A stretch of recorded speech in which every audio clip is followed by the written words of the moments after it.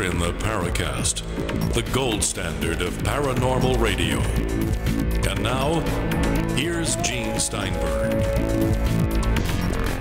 Well, we've got a great show for you neighbors. I'm starting to sound like Long John Nebel. That's what he would say at the beginning of the show. If you ever heard of Long John Nebel, he was a pioneer talk show host from the 1950s, 60s, and part of the 70s. And his stock in trade included stuff on UFOs and the paranormal. And he brought on all the people of its time. So that's where I started with this thing. Anyway, we've had discussions off and on the Paracast with regard to the possibility of a secret space program. Is that possible? That we're investing billions or trillions of dollars, sending men and women to the moon, to Mars, elsewhere, but we don't account for it. But maybe there's a source of where this money is coming from. And Chris, you posted something in the Paracast forums that discusses something that's nothing unusual, which is military waste, rampant waste, tens of billions of dollars being wasted on various programs such as new aircraft. It's like all these big companies who build these things, not a single one of them competent enough to come in at or under budget. Do you think this is where all these black projects are being funded, Chris? Well, I mean, if you look at September 10th, 2001, when Donald Rumsfeld announced the results of an audit that he had done upon becoming Secretary of Defense under George W. Bush, made the incredible announcement that $4.4 trillion was misplaced in the Pentagon, and the best they could figure is $2.2 trillion had vanished. So, I mean, that's a lot of money right there. So, I mean, you could look at the Clinton administration and before for other examples of misappropriated funds and that sort of thing. I'm always reminded of Richard Sauter combing through 30 years of defense appropriations bills, looking for one penny of funding allocated for, at the time he wrote Underground Bases and Tunnels, What is the Government Trying to Hide? At that time, I think in the mid-90s, there was 129, I think, underground military facilities. And need I remind everybody, it's not cheap to create underground facilities. And in all those appropriation bills that he combed through, he could not find 1 cent of funding allocated for that purpose. And we, at the time, we knew that we had over 120 underground facilities. So these people have a carte blanche. They have an open credit line, the F-35. I mean, you can go down the list of the original Osprey program. You can go down the list of just boondoggles. And it's criminal, in my estimation, what has been going on with the unfettered purse strings opened up for the Department of Defense. And in some ways, I would think the intelligence agencies as well, especially the National Reconnaissance Office, the NRO, Defense Intelligence Agency, the DIA. These are alphabet agencies you don't ever hear much about, but they get incredible amounts of money. So, you know, besides obviously making particular corporations extremely good investments with a good dividend for their investors. These programs are just basically, I don't really see much oversight on this. And I'm sure if $2.2 trillion can end up missing from the Pentagon, and as announced the day before 9/11, coincidentally, it wouldn't surprise me in the least that some of this money is being siphoned off for, you know, who knows what purposes, for breakaway space program, military applications into space. And the American people aren't going to take it for much longer. There's going to be hell to pay when that little spark hits the powder magazine of culture.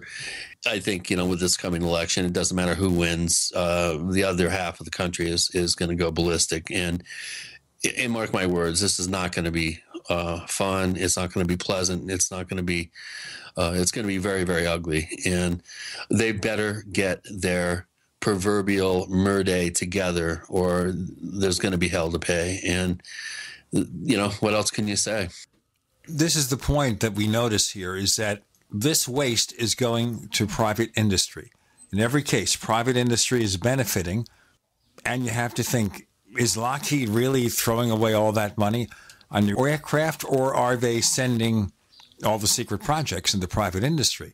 And you look at the various boondoggles over the years, and I think of the line from the movie Independence Day, from Judd Hirsch. They first learned there is an Area 51, and he makes a remark, well, you don't think they really spent $700 on a toilet seat, do you? And that's approximately what he said.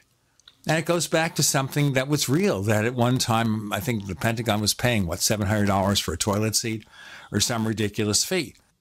And you have to think either they're that stupid, and how can they be that stupid? No, it's they think the American people are that stupid. How much did we spend on a pen that was able to operate in zero gravity when all the Russians did was use a pencil?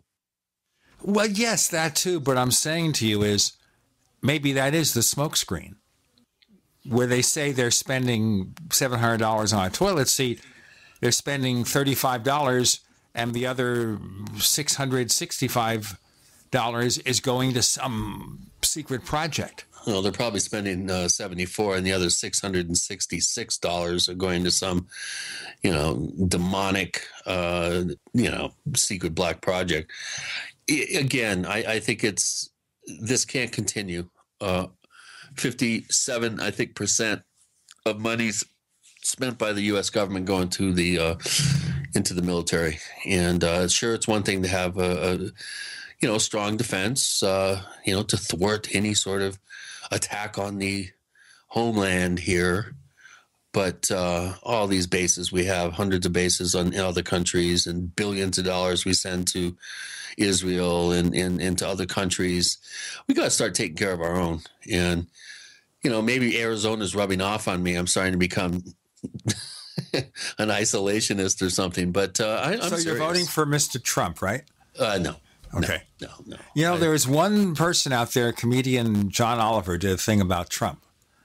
And he decided to call him by his original name, the family name, before they changed it, which is Drumpf.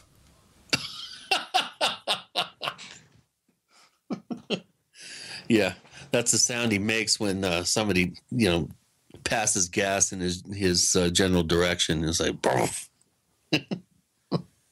This show is going downhill real fast, folks.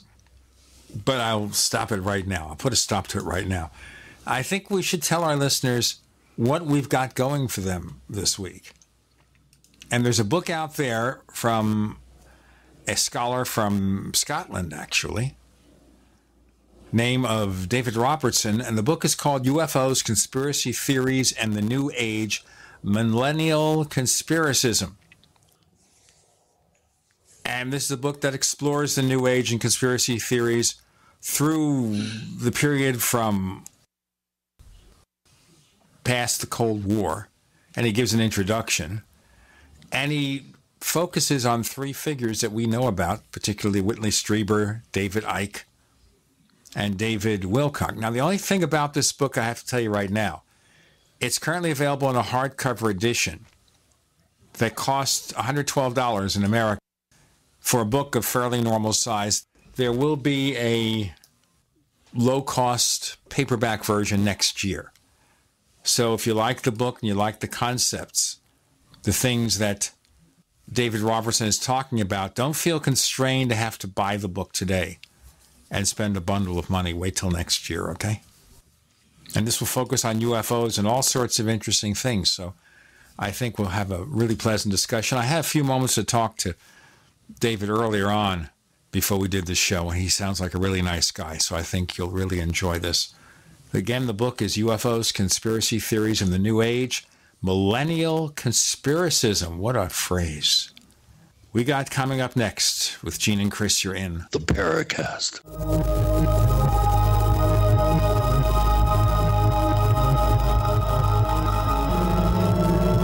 I know that a lot of our listeners are interested in UFOs, the issue of giant skeletons found in America, paranormal investigations, and what the top researchers think about such topics.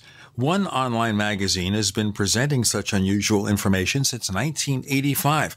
It is Alternate Perceptions Magazine at apmagazine.info. Use their search function to find articles on just about every topic imaginable. That's apmagazine.info. Do you need a website? Well, you can get a great deal on hosting services with Namecheap's legendary coupon code. They're offering substantial hosting discounts on shared hosting, business hosting, VPS hosting, reseller hosting, and even dedicated servers. Namecheap is preferred by millions. It's backed by a money-back guarantee. Use the coupon code LEGENDARY to cash in on the special deal at Namecheap.com, Namecheap.com. Hi, Peter Vaccaro for ParanormalDate.com. Are you looking for love in all the wrong places? Now you have a chance to change that by signing up for free at ParanormalDate.com. This incredible dating site puts people of like minds together.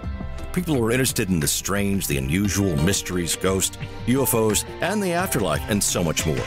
ParanormalDate.com was developed for you, people seeking a viable alternative to the other dating services.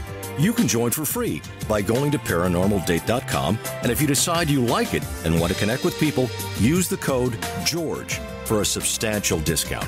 Mark Rawlings, president of ParanormalDate.com, says so many people hunger to share their experiences about the paranormal, the unexplainable, or the afterlife, and so much more, and this is the source for them to meet and share that common interest. So sign up for free at ParanormalDate.com, ParanormalDate.com, and use the code GEORGE if you decide to connect with someone you like.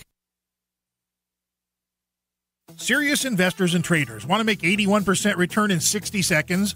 Use the same secret algorithm professional hedge fund managers use to make billions of dollars of profits. Turn $250 into $4,903 in just 7 clicks of a mouse. Our tool is so simple that my 82-year-old grandmother can use it to make insane stock market profits. Go to BigBuckRiches.com. Watch the free video before the hedge funds make us take it down. Go to BigBuckRiches.com. From the Robert Allen System, current returns not indicative of future results. Are you worried about your mom or dad living alone in their house? Hi, I'm Joan London. Listen, I know how difficult it is to find senior care for someone you love. That's why I recommend a free service called A Place for Mom. They are the nation's largest senior living referral service. Call A Place for Mom today. To receive free information on senior living communities in your area, call A Place for Mom at 1-800-704-6182.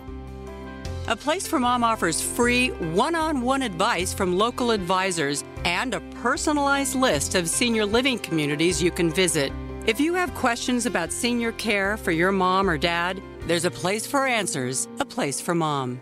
Call A Place for Mom in the next 10 minutes to get your free ebook on financing senior care as well as free information on senior living communities in your area. Call 1-800-704-6182. That's 1-800-704-6182. Hello, I'm Michael Reagan. My father, President Ronald Reagan, believed so strongly in gold that in 1985, he changed gold ownership forever. Today, our national debt is spiraling out of control, but gold coins could be the answer. Call 1-866-525-GOLD or go online to usmoneyreserve.com to get new, never-before-released information about gold. From the U.S. Money Reserve, call 1-866-525-GOLD. We'd like to hear from you. If you have a comment or question about the Paracast, send it to news@theparacast.com. That's news@theparacast.com. And don't forget to visit our famous Paracast community forums at forum.theparacast.com. The book is UFOs, Conspiracy Theories, and the New Age from David G. Robertson. And David's speaking to us from his palatial estate. Not really. His home in Scotland. Yeah. We all live in castles in Scotland. Surely you know that. Right down the street from Sean Connery, right? Yep, absolutely. Actually, Sean Connery used to be a milkman in Edinburgh. It's a famous story about him. Before he made the big time. Before it was Mr. Universe. No, he ran for Mr. Universe, but he was a runner-up. Oh, okay. Well, not to a lot of millions of women out there where he's number one in their book. He's kind of one of Scotland's favourite sons, it has to be said. And he looks good in the kilt. He does. He looks good in most things, to be honest. Yeah, he used to. people are going to wonder how we go from UFOs and conspiracy theories to Sean Connery. But then he was in one of the Indiana Jones movies where they got into some of that stuff. So there you go. Well, yeah, I saw a cartoon on Facebook, and it showed two Scotsmen in kilts looking at the symbols of male and female on the doors of the loos, and they were both the same, and they were scratching their head trying to figure out which one they were supposed to go in. Of course, they were dressed in kilts. So anyway, yeah, I digress. The way to tell the difference is that the women don't have beards. That's the... okay. Yeah. Hey, well, whatever keeps you nice and drafty. David, what attracted you, of all subjects, to UFOs? What's your background? My background is just a fairly ordinary working class Scottish boy. I didn't really have any great interest in UFOs. I've certainly never seen a UFO, but Scotland's got a rich kind of history of odd things. So there was always stories about the Loch Ness Monster, and I always loved those kind of, paranormal kind of stories. But when I went to university and start to do religious studies, studying religion, I came across the name of David Icke on a course about sort of New Age religions, and it reminded me of seeing him on the television when I was young, when I was, I think, 15, maybe 16, when he did his famous interview with Terry Wogan, the recently deceased Terry Wogan. And I remembered seeing that as a boy, and it all kind of came back to me. So I started delving into his books a bit more. But at the same time, I'd been reading a lot of Robert Anton Wilson stuff. I'm sure you and your listeners will know who Robert Anton Wilson is, right? Yes, indeed. Yeah. And through him, I got interested in conspiracy theories. And then luckily, Icke brought the two things back together, and I realized, well, hey, there's a whole world about conspiracy theories and kind of alternative religious beliefs that nobody's really looking at in any depth. And so I started to do so, and found that it was pretty rich soil. And the UFO thing kind of came later. As I was delving more into this world and reading up on people like, David Icke, Whitley Strieber, David Wilcock, Jim Mars, Chuck Missler, all these various people, I noticed that UFOs was this kind of common thread amongst all these different groups, and that's where it came from, really. Why have UFOs become, as you say, the common thread amongst all these people? Because if you cover people like a Jim Mars, he's conspiracies are us. He's got a whole bunch of them. Same thing with Ken Thomas. You know who Ken Thomas is, right? I actually don't, but I will be finding out. Oh my God! Yeah, Parapolitics, Steam Shovel Press, one of our top conspiracy scholars. I know Steam Shovel. Yeah, absolutely. Okay, the point being here is, why does it all come down to UFOs? Even with the Kennedy assassination, there's a UFO thing in there. Yeah, I think there's a couple of reasons. One reason is that there's always been these two different threads of UFO conspiracism. There's always been this kind of nuts and bolts side of it, but there's also always been this spiritual version of it. I mean, as early as the early 1950s, people are, the contactees, for instance, is a very good example of that. You focus a little bit on George Adamski, and I think we should mention this because last week or two, I actually got a letter from somebody who wanted to bring on the Paracast, an individual who was part of a George Adamski Foundation. Now, to show you my background, I was a close friend of the late Jim Moseley, who back in 1957 did a really, really solid expose of Adamski. But, Adamski wasn't just a guy who claimed to meet up with Orthon, the silvery suited spaceman in the desert. He went back many years in his interest in mysticism and things like that. Yeah, absolutely. Yeah, and many of the contactees did. The contactee movement really grows out of the late Theosophical Society. The UFOs become. Do you know about the idea of the hidden masters? That the idea that there are these sort of transcendent beings who are guiding the spiritual development of mankind on the earth. Blavatsky. Yeah, it comes from Blavatsky originally, and originally they're humans. They're humans who live in places like Tibet, but gradually they become they're humans who have transcended the physical world completely and are, basically become spiritual beings, and gradually.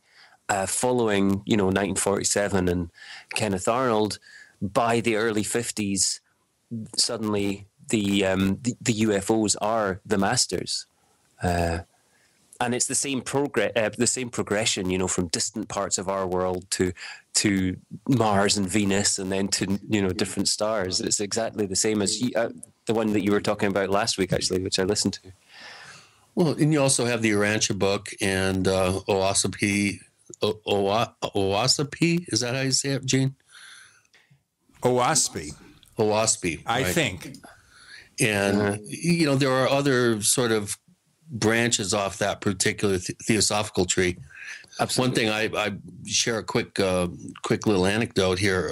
It's going to be a 1-minute anecdote. I was on my way in 1976 hitchhiking upstate New York, and I got picked up by a guy in a Beamer who hardly ever looked at the road the whole way up the Taconic Parkway, which just freaked me out. And he was going to a theosophical weekend. And so I went up, I was with a friend, and we went up there, and I saw little gray-haired women with black cats on their shoulders. There was a cloud over the mountain the whole time, raining. Everywhere else it was clear. I saw the head of nursing for New York University totally eradicate a case of nasty poison ivy with her kind of rubbing the aura of the person that had been afflicted. Amazing weekend. It left quite an impression on me, and I ended up doing quite a bit of research into the Theosophical Society. Okay, we've got more to cover. The book is UFOs, Conspiracy Theories, and the New Age with David Robertson. And this is just going to get more fascinating by the moment. With Gene and Chris, you're in the Paracast.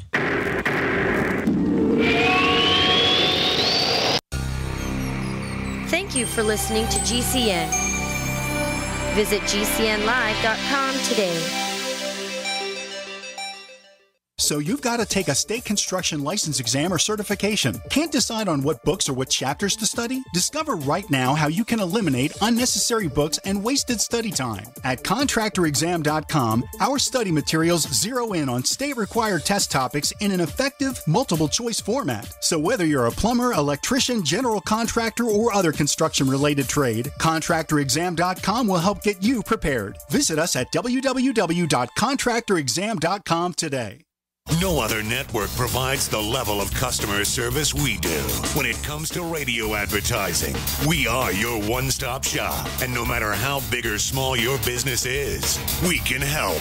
Email us at advertise@gcnlive.com, and an experienced advertising executive will help you take the first step towards driving more customers to your business or website. Advertise@gcnlive.com. Easy, affordable, effective. Hello, I'm Michael Reagan. My father, President Ronald Reagan, believed so strongly in gold that he changed gold ownership forever by bringing back physical gold to the American public, allowing gold coins to be minted and sold to U.S. citizens just like you, starting in 1985. Gold ownership can help protect your financial future, especially when our national debt is spiraling out of control. Many smart Americans have kept their retirements from being wiped out during America's financial crisis thanks to physical gold coins. I strongly urge you to call the U.S. Money Reserve at 1-866-944-GOLD or go online to usmoneyreserve.com. Ask for a special gold guide with new, never-before-released information about gold from the U.S. Money Reserve. Call 1-866-944-GOLD or go online to usmoneyreserve.com. I'm Michael Reagan. Thank you. Most of you know that heart disease is the #1 silent killer in the U.S. What if I told you for just $54.95 a month you could fight against heart disease naturally? At Heart and Body Extract, we've been helping thousands of people get back to a healthier heart. Don't just take my word for it. Check out all of the success stories at hbextract.com. Or to order, call 866-295-5305. That's 866-295-5305. hbextract.com. Don't risk it when you can take charge of it. Hi, this is Dr. Joel Wallach, the Mineral Doctor. You've heard me talk about 90 for Life for years. 60 minerals, 16 vitamins, 12 amino acids, 2 fatty acids.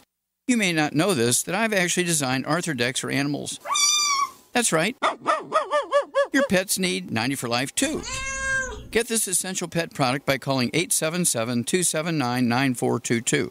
That's 877-279-9422. Again, 877-279-9422. Dr. Joel Wallach here. If you're a baby boomer and you're worried about the big epidemics coming, and I'm not talking about the bird flu or the swine flu, I'm talking about epidemics of Alzheimer's disease, heart disease, obesity, diabetes, arthritis, cancer. That's because the 80 million baby boomers followed all the advice of doctors, and Houston, we have a problem. See Dr. Wallach live in Farmington, New Mexico, Thursday, May 12th at 7 p.m. Go to www.cdocinfarmington.com. That's www.cdocinfarmington.com. Serious investors and traders want to make 81% return in 60 seconds? Use the same secret algorithm professional hedge fund managers use to make billions of dollars of profit. Turn $250 into $4,903 in just 7 clicks of a mouse. Our tool is so simple that my 82-year-old grandmother can use it to make insane stock market profits. Go to richmoneyrich.com. Watch the free video before the hedge funds make us take it down. richmoneyrich.com. That's richmoneyrich.com. From the Robert Allen System. Current returns not indicative of future results.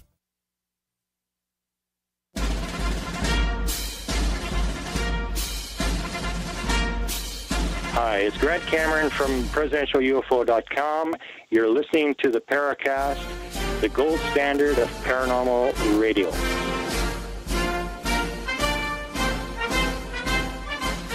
We move on with David Robertson, but before we go back, let me tell you, we'd like you to join up to the Paracast Plus, where you get the After the Paracast podcast, an exclusive feature.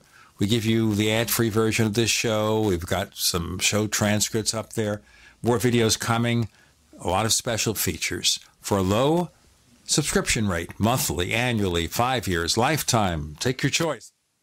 Go to plus.theparacast.com, plus.theparacast.com. The book is called UFOs, Conspiracy Theories, and the New Age with David Robertson. David, with regard to Adamski, he was quoted in the Saucer News expose issue from Jim Mosley as saying sometimes you have to go through the back door to present the truth. So I take it here that a lot of these people used aliens, UFOs, as just a means to an end. It was the best way to sell their message. By these people, you mean the contactees? Yes, people like Adamski, who had presented their viewpoint in the mouths of others, but now if everybody's talking about UFOs, and we have the influence of movies such as Day the Earth Stood Still, if people like that are presenting their message, does that make it easier to gain acceptance? Well, I guess it does, but I said, was this after he was kind of debunked that he said this? Because it sounds to me like a strategy for explaining away why he was lying. Well, it does, but he said this to one of his followers, evidently. Right. But it's not something that's been widely quoted, and certainly the people who still support Adamski after all these years are not going to admit to that phrase. No, of course not, never. And I mean, Blavatsky had a similar thing happen where the early messages from the masters were being, the Society for Psychical Research were on the case, and they thought they knew the trick that was being done to produce them, and it's part of the reason that she left Britain. Because I'm more interested, I come from more of a religious studies background where I'm more looking at the things that people say and the reasons they say it rather than the truth or otherwise of what they're saying from a physical point of view. I think there's both kinds of things going on. I think sometimes people are just jumping on the latest bandwagon. I mean, I think Adamski was certainly a bit of a showman in many respects. But there are other people who I think are completely genuine in that they think they are getting these messages. So I think that the proportion of people who are doing it merely to get their message through and deliberately putting it in UFO language is relatively small, I would think. I mean, certainly somebody like David Icke's a good example of that. I mean, a lot of people accuse him of sort of coming up with these elaborate theories just to kind of sell books and But he doesn't come up with elaborate theories. He steals years of research that other people do and then uses it, cherry picks the data and then presents it as his own. There's an old adage, if you steal from one person, it's plagiarism. If you steal from a bunch of people, it's research. I've seen him. I've sat there and watched. God, I hate to admit this. I was forced to go by his ex-wife. I had a front row seat and I was in sunglasses so I could sleep. But I ended up sitting there taking notes because I was trying to compile the list of people that he stole their work and put his own stamp on it. And to me, it's just inexcusable. Yeah, he's definitely a synthesist. If we were to put it politely, we could say that. Of course, there's a long history of the conspiracy world and the sort of paranormal world of people building consecutively on other people's work. But certainly, yes, he has been guilty of outright plagiarism. And often there's stuff in his books that's, like I read in a post, and you don't get a reference to what post it was or who wrote it or anything. So yeah, definitely. Moving on here, using, of course, the UFO medium to present these ideas. Conspiracy theories in general is something that seems to infect everybody because nobody believes the explanation that's presented for any event. And Kennedy assassination is the classic event where we can't believe that one lone gunman, one fool who once defected to the Soviet Union and came back here, I can't believe this guy did it. It had to be the CIA. It had to be the international bankers. It had to be organized crime. It had to be Johnson. It had to be the space people. I don't know. It all gets confused. What is there about these theories that gain so much traction? Forgetting, again, about whether they're real or not. Yeah, I mean, I think you're absolutely right. It's been said that, the size of the problem that we struggle to come to terms with is what causes us to look for, these big conspiracies. I mean, the Kennedy assassination is a very good example. Clearly, for a lot of people, it is easier to accept that there is a secret group of people who run the world and yet they've never heard of them and nobody knows about them than it is to accept that this one mad guy came back from Russia and shot him on his own, got a lucky couple of shots. But there's a lot of reasons. I think partly it's to provide connecting explanations, but also I think there is, as you say, an increasing kind of distrust of mainstream narratives, if you want to put it that way, of hegemonic control over knowledge.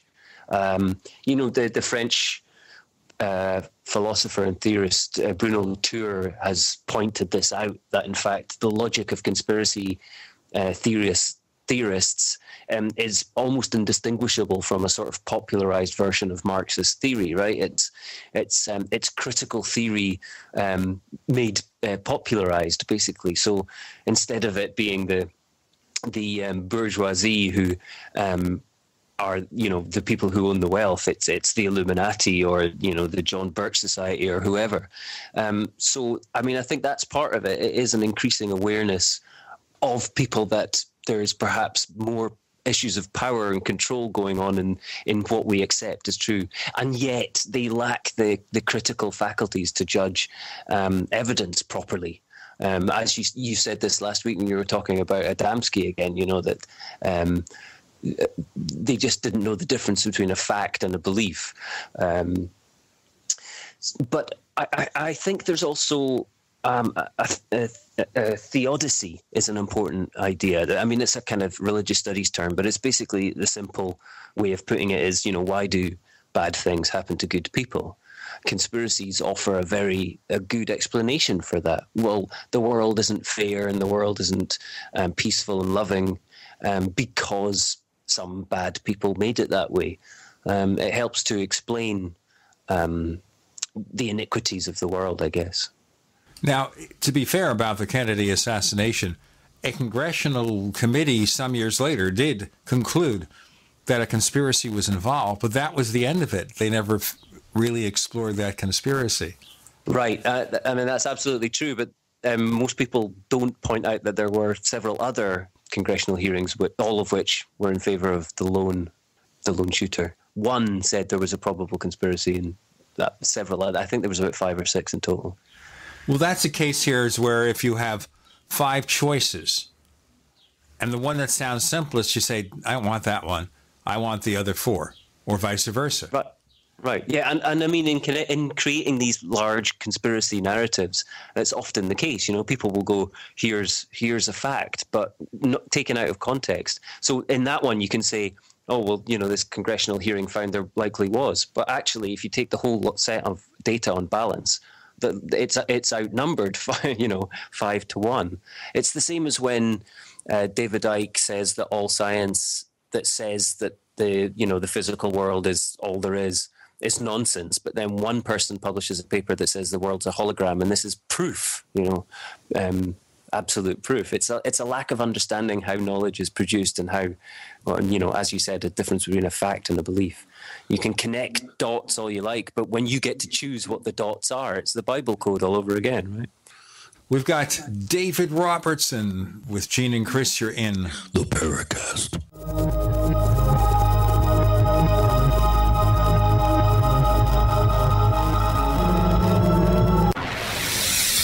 You are listening to GCN. Visit GCNlive.com today. Conspiracy Journal is your #1 source for the hidden world of the weird and strange. We bring you thought-provoking and controversial material for free-thinking individuals who are seeking what is really going on in our world today. Some of this material may adversely affect you. Other pieces are meant to enlighten. Either way, be prepared to be intrigued by such things as the reality of UFOs, ghosts, strange creatures from time and space, hidden conspiracies, time travel, Nikola Tesla, suppressed technology, and a whole lot more. You can find out more by visiting our website at conspiracyjournal.com. There you can sign up for our free weekly newsletter sent directly to your email address. Find out what they don't want you to know.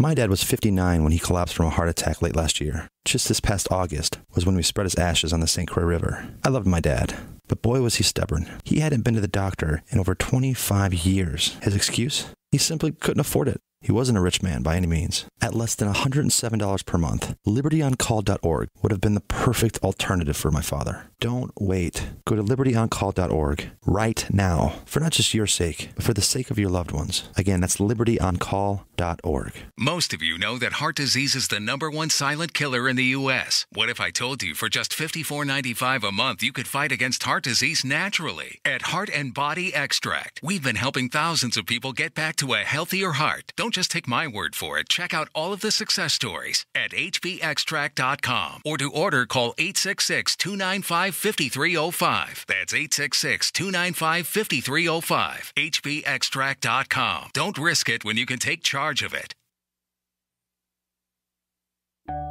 This is Holly Thomas, Group Vice President of Cause Marketing for Macy's.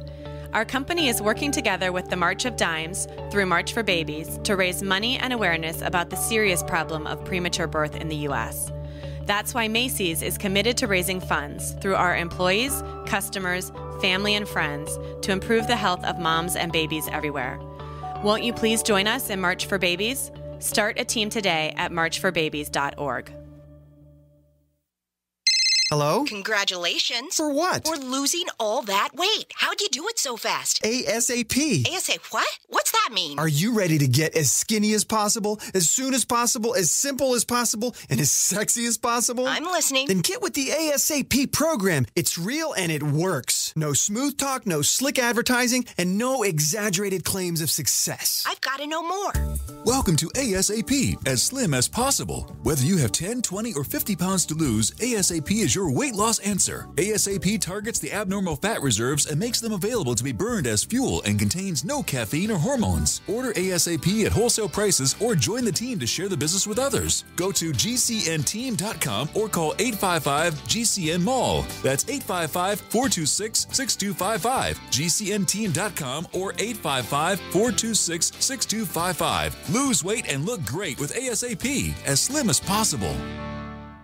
Paid non-attorney spokesperson Adam Pulaski of the Pulaski Law Firm with principal office in Houston, Texas is the attorney responsible for the content of this ad. This ad is not legal advice, and the choice of a lawyer should not be based solely upon advertisement. Services may not be available in all states. Attention Xarelto users. If you or a loved one took Xarelto and suffered a serious bleeding event, you may be entitled to financial compensation. Xarelto is a popular prescription blood thinner used to prevent blood clots and protect patients from strokes. These serious bleeding events have led to numerous cases of hospitalization and even death. Phone lines are open 24/7. Call 800-261-0937. That's 800-261-0937.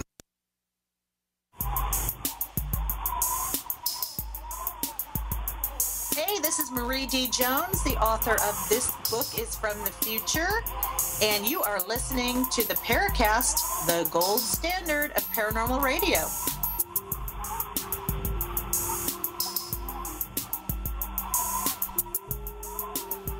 We're talking about UFOs, conspiracy theories, and the New Age with the author David Robertson. Chris. Well, I think as you were pointing out at the end of the segment, there is a growing lack of critical thinking, I think, among the average people out there. I think we're seeing scientism and materialism and uber rationalism has become so ivory tower in nature that the people are losing a connection to the state of the art in the scientific community, let's say, or how governments are run, or some of the myriad problems that we have around the world. And people, instead of doing the work and getting themselves up to speed and being informed and educated about issues, their eyes glaze over and they let their TV kind of suggest how they're supposed to think about particular controversies or subject matter. And I think it's a dumbing down of the population. I think myself that it's being done on purpose. I think people that are attempting to do serious research are being marginalized and being cast amongst the great unwashed, uninformed masses who are absolutely, they're more concerned about, getting selfies of themselves every other minute. It's just, the last two words I think added to the English language were selfie and twerking. I think that kind of gives an indication of where the culture is going. There is something to Mark Mothersbaugh and Jerry Casale's Devo, the de-evolution of Bougie Man or whatever. I think we are seeing de-evolution. I absolutely agree with you that the media is designed to not make us questioning or challenging. Absolutely. I don't know if the masses are any more dumb than they ever were, to be honest. They just have more of a voice now, perhaps. But there's also there's issues, things like the way that the internet is going. I mean, the internet was supposed to be the great liberator of information, but in fact, it's actually narrowing our encounters with uncomfortable facts. I mean, Facebook's a very good example of this, right? We subscribe to publications and people that we like, and we come into contact with what they share over and over again, and very seldom do we come into contact with something from outside that circle. So we get this increasing kind of epistemic, limitation. Tunnel vision, exactly. It's like we're in an echo chamber, right? We hear our beliefs being told to us again and again, and we're given that evidence, but we're not given anything that counters it because that isn't, what we're following and sharing. So I think that there's more polarization along those lines is a large part of the problem. Good point. I think people tend to unfriend people on Facebook if they even get a whiff of some sort of point of view, or I don't know, something that just runs counter to their particular beliefs and their particular conclusions. And people tend to feel more comfortable when they're surrounded by the echo of the echo chamber, as opposed to really breaking through that and attempting to be educated on all sides of a particular issue or a subject, or, looking at different points of view when academia addresses a subject, or the scientific community. I think that it's becoming so specialized in terms of science and academia and politics. These things have become so specialized and so stovepiped that people have a hard time breaking through that. And let's face it, you're putting two young kids to bed, and you're on a radio show, in the late evening there. You could be doing something different, but no, you're actually getting out there. You're getting the message out. You're trying to explain to people that, hey, there's more than one way to look at things. But I think people's natural inclination is they don't want to. They're too overworked, too bored. They're too dumb not to know that they should be doing that even. And I think it's a snowball going down the hill. And I don't, unless it hits a big wall and at the end of the hill. But I totally agree. I totally agree with you. I think academia shares some of the responsibility for that. I mean, academics are generally terrible at communicating with people, and especially with communicating with people from outside their own discipline. They make very little effort to tell the average person in the street, or even through journalism or whatever, why their work is important, and why the position that we look at things from also should have a place at the table. And I think that means that academic work is, and when you do get academic work which might be of interest, it's kind of ignored, right? Because it becomes impenetrable, because they're only speaking to other academics and not interested in speaking to the members of the public. Well, and to compound the problem, academia tends to become knee-jerk conservative. Everybody's too afraid to stick their necks out and run counter to prevailing thought and theories that have already been accepted by the mainstream of their discipline. So it's much harder now, I think, for out-of-the-box thinkers within a particular scientific discipline. And this runs across the board through culture. It's not only science, it's not only academia, or, you have a perfect example in politics going on right now here in this country. It's, something's got to change. People have got to wake up, and they've got to take the time to become informed. And I just don't see that happening, unfortunately.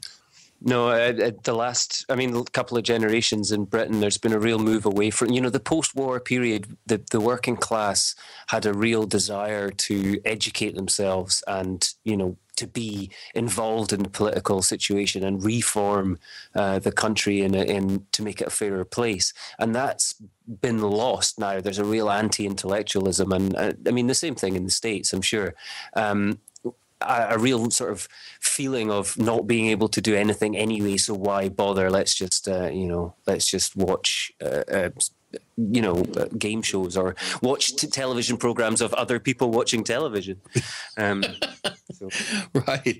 And again, to even compound things even to the nth degree here, it's a self-perpetuating feedback loop, like a fractal that's going in on itself. And the worse it gets, the worse it gets. And the worse it gets, the worse it gets. And people, I think they just there's something in a lot of people, there's a switch that gets clicked off. And so what you have is a lot of people that are being overwhelmed by the fact that they're not up to speed on things. And then somebody can come along and put things together in a way that sort of resonates within their own minds, whether it's conspiratorial in nature, whether it's spiritual and religious in nature. And then they will jump into that particular, person's trip, if you will, for lack of a better word, and buy into it more readily, as opposed to being a little bit more circumspect and sitting back and going, well, wait a minute, this doesn't quite ring true. This doesn't quite ring true. They just accept everything lock, stock, and barrel. And I think it's intellectual laziness, really, is what it boils down to. I really do. I just online, I'm constantly seeing, you're trying to educate somebody about something and they just don't want to hear about it. It's like, how dare you think that I'm wrong? Now, to show you how this has really pervaded our popular culture, our condition, there is a TV show, a comic book TV show, where the villain engages in a plot to take over the memories, control the memories of everybody living in the city in which these events take place. And his logic is a populace more interested in reality stars and political circuses than working together to solve the world's problems. Now, that sounds like a smart statement, which it is, but believe it or not, it came from last week's episode of Supergirl. Right. Well, Siegel and Schuster, who came up with Superman and of which all the sort of Superman family characters are based on, were both Jewish, emigres from Nazi Germany. So there's, it's not surprising that themes that echo kind of Goebbels' use of propaganda and things like that are found in those comics. I mean, just like the name Superman coming from Nietzsche, for instance. The fact that they are reflecting popular culture is... I think they were critiquing the control of popular culture by the media in order to control them. It was definitely something that they very much saw as deeply tied to the Nazi regime, and that wasn't the case in America, and that's why they were kind of critiquing it. We have David Robertson. We're talking about UFOs, conspiracy theories, and the New Age. And in the book, he focuses, as we pointed out, on several individuals, including Whitley Strieber. And since we had Whitley Strieber on the Paracast for the very first time a few weeks ago, I thought we'd talk more about that with David in our next segment with Gene and Chris. You're in the Paracast.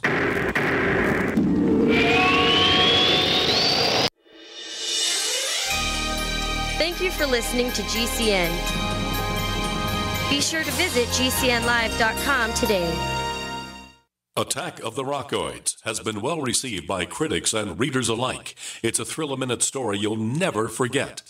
A former U.S. military intelligence officer is haunted by intense dreams about a beautiful woman pleading for his help after a terrible battle in outer space. But the dreams turn out to be true and thrust him into a telepathic love affair with a woman whose faraway planet is intent on destroying the Earth. And now the gripping tale continues in The Coming of the Protectors. It's the second book of the Rockoids trilogy, a galaxy-spanning adventure that pits our hapless heroes against powerful, fanatical enemies that threaten the lives of freedom-loving beings everywhere.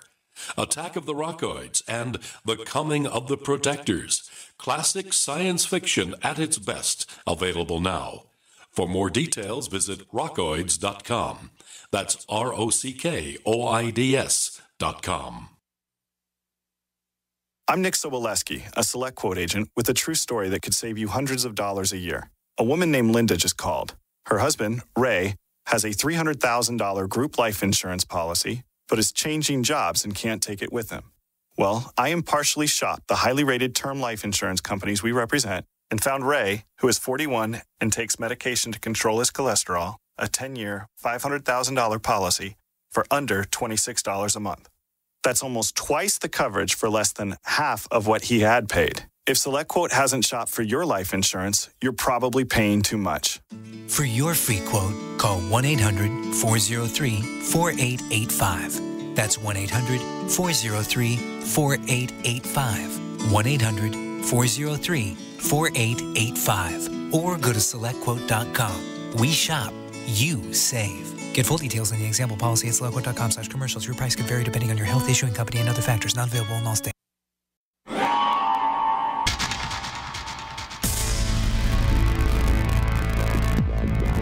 Welcome back to the Paracast, the gold standard of paranormal radio. And now, here's Gene Steinberg.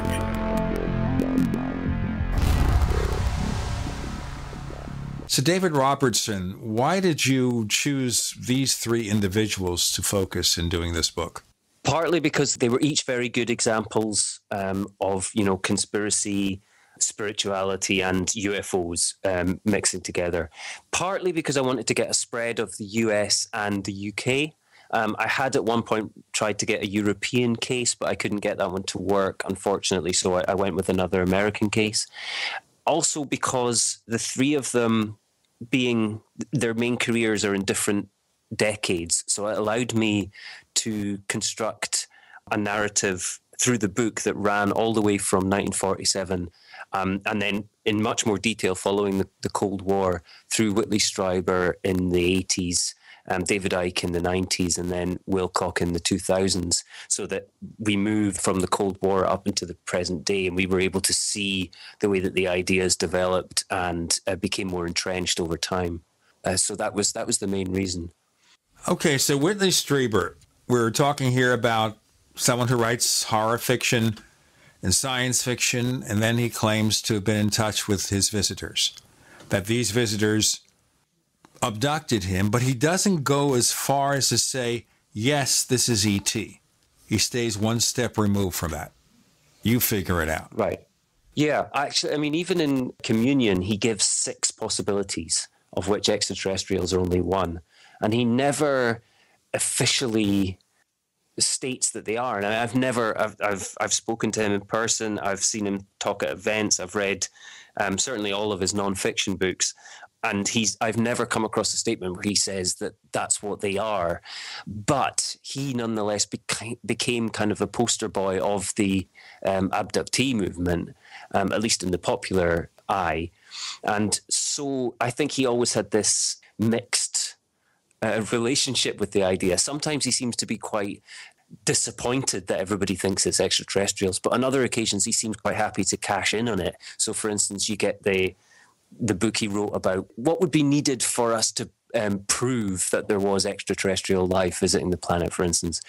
And all of his books have that same classic grey alien face on them, the entire sort of Communion series of about 6 or 7 books. So he is deeply, he knows that his public persona is deeply tied to that extraterrestrial idea. And yet I don't think he himself thinks that's what it was. I think he thinks of it in much more sort of paranormal terms, I guess. Well, you know what he told us, that one of his biggest regrets was ever talking about anal probes, that it's just been the bane of his existence. And right. Comedians especially have latched onto that, and it you know, I think he should use McKenna's term of pro bono proctologist doing uninvited house calls. Right, yeah. Strangely, in the last book, the Solving the Communion Enigma, he refers to it unambiguously as rape, which I found quite striking so many years later. And actually, at the Dreamland event that I was at, he referred to there being, you know, still physical damage. And so, you know, maybe he does regret talking about it, but he's continuing to do so. So again, you get this mixed message that on the one hand, he's kind of unhappy about it, or that, you know, he wishes he never shared his experiences. But on the other hand, he consistently talks about it and writes book after book after book about it. And even most of his fiction draws from the same well, you know. Well, maybe the title of his book, The Secret Life, maybe there's something we should read in between the lines there. Maybe, right. Maybe he was a switch hitter in a former incarnation. Of course, I'm trying to be funny here. It's not working. Gene's not laughing, so. A ha-ha and a couple of ho-hos. I certainly have no... I think he believes what he's saying. I don't see any dishonesty in him. That's a very different thing from saying I believe what he said actually happened, of course. But I think he is sincere. Okay, that's an important point here. You feel that he believes he had some kind of experience. That is pretty much what he's saying. He didn't make it up to sell books. No, I don't think he did make it up to sell books, no. I think he may have, it may be more elaborated upon later on, not consciously, but I mean, obviously he's making money from going into ever more detail about it. I mean, that's a natural process. The more we go over memories, it's, you know, psychologists have proven that your memories become more and more elaborate over time. But nonetheless, I do think that something happened to him, or he had an experience which he believes he had an experience of some kind. I actually quite like the fact that he's still quite vague about a lot of it. I mean, it does show that he's kind of slightly more thoughtful than some people are, because a lot of people are sort of telling you in great details that this is the exact thing that happened and the spaceship looked like this and they were this kind of being and it was for this reason and they gave them messages and all the rest. Whereas he, at least, there is an element of doubt there about what exactly it was that happened. What's your feelings on that? Chris, why don't you drop yours in? Well, I don't know what to think about old Whit. He is one of the slipperiest characters I think we've ever had on the show. Trying to nail him down is like trying to catch Mercury, trying to nail Jello to a wall. He's had so many years and now decades of experience dodging around questions, answering questions with questions. He's very, very slick in how he presents his particular angst about. He was an advertising executive before he started writing fiction. He was an advertising executive. Well, he knows which side the old book's buttered on, and to keep all his readers constantly on waiting to have that final reveal is going to do nothing more than sell books. I think this last book of his was an attempt to be taken a little bit more seriously by, having a bona fide academic on board. But still, I mean, you read through the whole book and it's like, why did I read this book? You really, literally don't learn anything new. All it does is... Go ahead. I haven't read it yet because I was going to share a copy of mine with Jeff Kripal and he was going to send me a copy of that one. So I haven't actually read it yet. But I don't expect to be any great revelation, and I wouldn't have thought. He's obsessed by kind of getting academic credibility, I think, in a way that most people aren't. It's a strange move it makes perfect sense that he would write a book with an academic, but it's not something that happens very often in this field, is it? So the key here, though, is that he believes something happened to him. But if we're putting this in perspective, is this what he had happened to him similar to what these other abductions are? Or are they just taking his experience and coloring theirs in the same framework?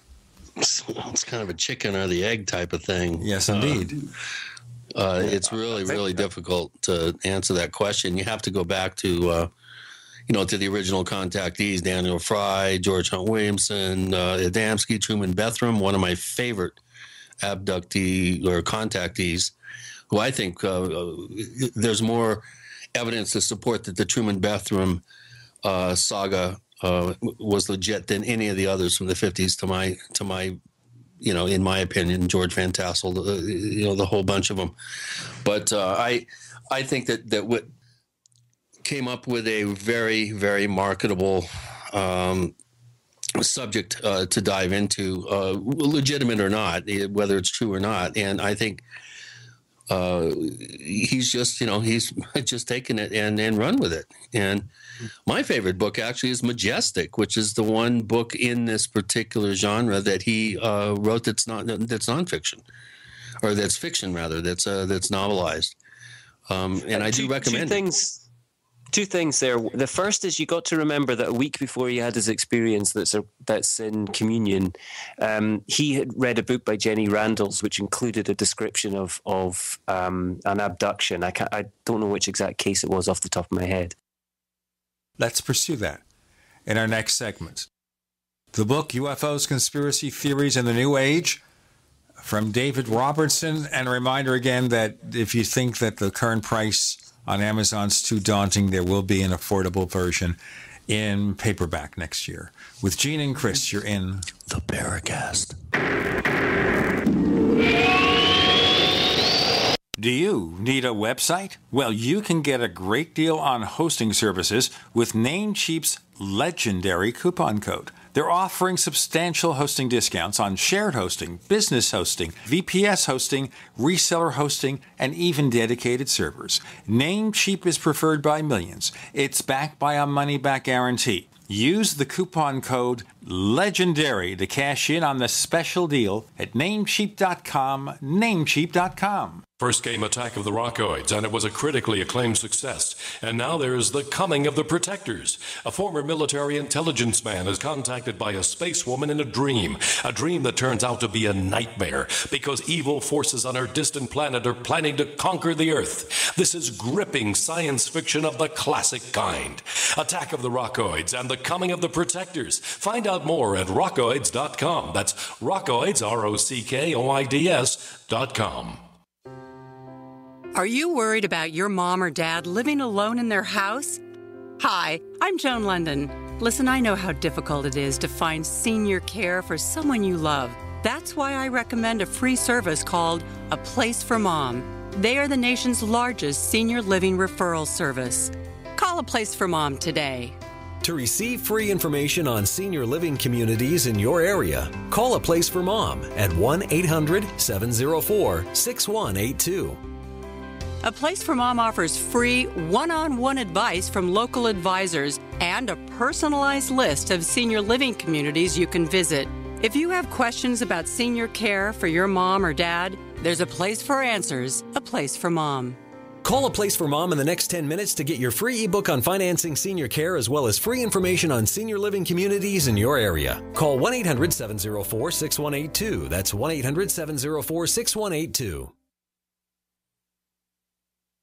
We all have heard about the benefits of fish oils, but what about the presence of heavy metals, PCBs, dioxins, furans, and other contaminants found in fatty tissues of fish? GCNteam.com recognizes this risk and offers IFOS certified tested omega-3 fatty acids. EPA, DHA insist on IFOS omega-3 fatty acid certification. Get the best at GCNteam.com or call 877-878-4203.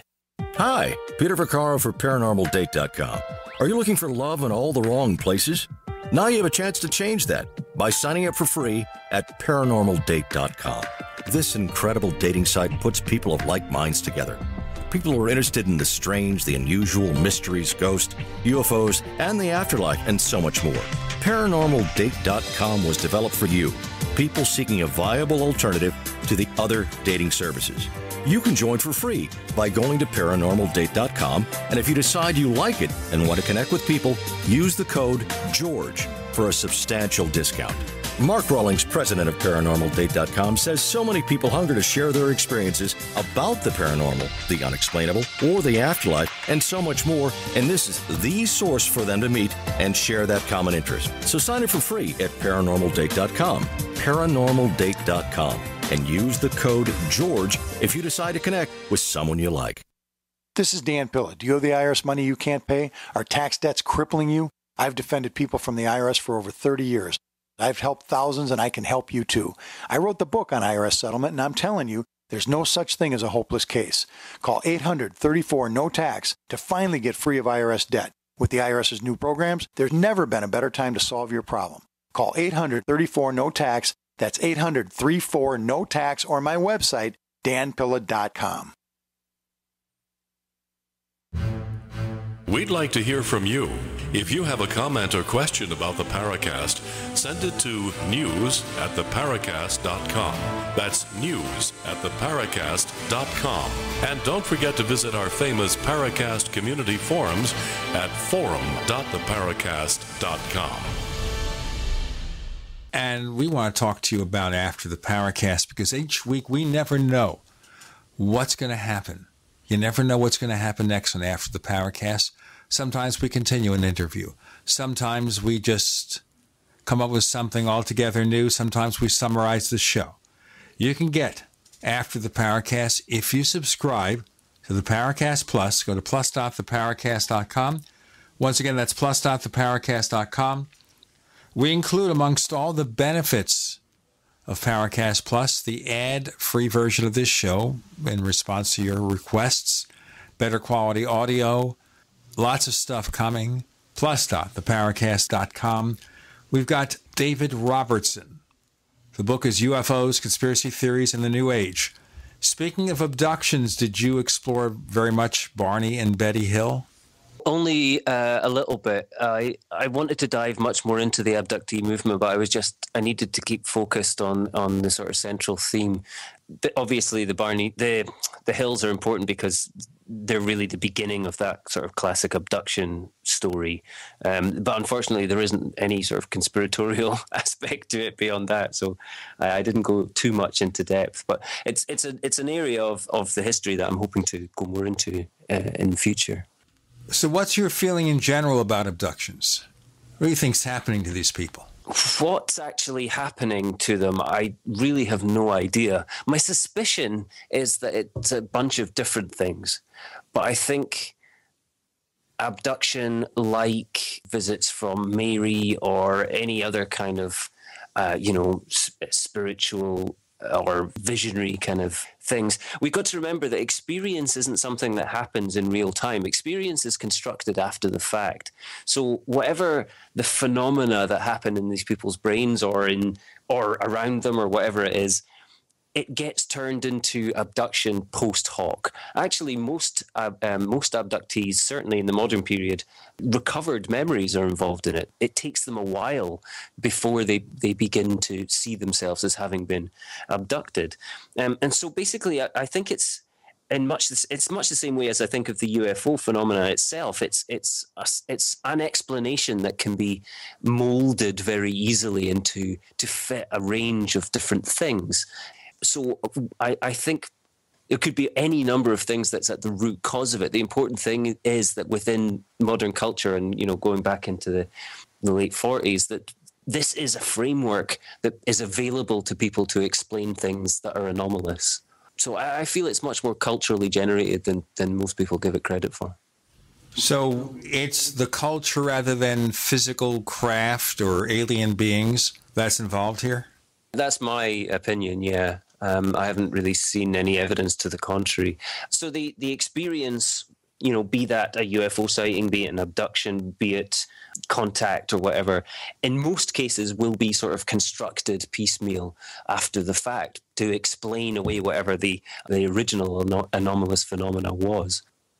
There's in the current manual of the American Psychological Association, I think it's the 6th edition, there's the entry for psychosis. It points out that if you're having visions or other hallucinations and they fit with a culturally accepted system, then you're not psychotic. However, if they don't fit with a culturally accepted system, then you are psychotic, okay? Uh-oh, now, I'm in trouble.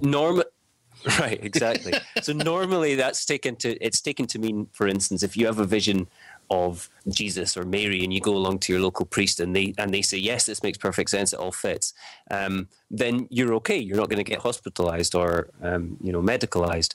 But if you go along and you say, I got visited by, a 6-foot marshmallow man who poured jelly on my head, then you're much more likely to end up in a mental hospital. Now, the abduction narrative is somewhere in between. It's not maybe accepted by the mainstream, but it's a deeply embedded and widely known explanatory framework with a fairly sizable population of people for whom it's absolute fact. So it's available there and has a much more comfortable relationship with the rest of culture if you use that explanation. Yeah, but we're talking about Western culture here. I mean, when was the last time you heard about an abduction in Thailand or China or Myanmar or parts of Africa?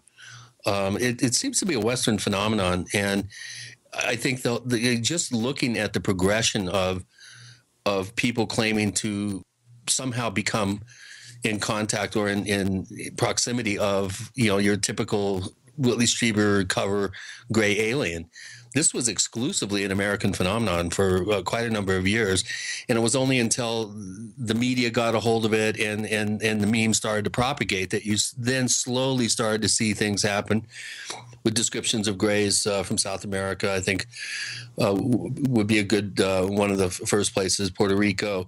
And it slowly, like a virus, kind of spread out from there. And now it's fairly ubiquitous. You can find that terminology pretty much anywhere in the Western world, but it seems to be, correct me if I'm wrong, almost exclusively a Western cultural meme, if you will. It certainly was. You're quite right about the way that it spread through the media. Yes, absolutely. But are you saying that there still aren't very many cases of abduction or claimed cases of abduction in say, India or China today? Is that the case? Absolutely none that I'm aware of. And if there are some, they're questionable, and they come from questionable sources. I remember Michael Cohen, who is one of those questionable sources. He, I think a number of years ago, focused on some cases that were from the Far East, but there was absolutely no credible, corroborating witnesses or corroborating sources for these stories, and they could have been completely manufactured for all we know. I really don't see any of these types of descriptions or experiences reported from, let's say, the most populous country in the world. There's 3 billion Chinese now. I mean, you would think if this was something that was a real bona fide nuts and bolts phenomenon, that you'd at least be getting some reports, credible reports, out of, let's say, the Southeast Asia or anywhere in Asia, and there aren't any. Yeah, absolutely. I completely agree with you. I mean, it's not only Western, but it's mostly post-Protestant countries as well. There's far more abductions and UFO sightings in Europe, for instance, in the northern Protestant countries rather than the Mediterranean part. And that maybe is because there's a different relationship with ideas of the spirit world. It might be that in the more ritual-based and, or, in the case of the Far East, for instance, there may be something in the way that anomalous phenomena are interpreted that's they maybe have a far more comfortable relationship with the spirit world, to put it in their terms. We have many more terms to discuss as we try to put this in perspective, especially now focusing on UFO abductions and why we see these events in terms of space beings, and other people have other ideas about them. With David Robertson and Gene and Chris, you're in the Paracast.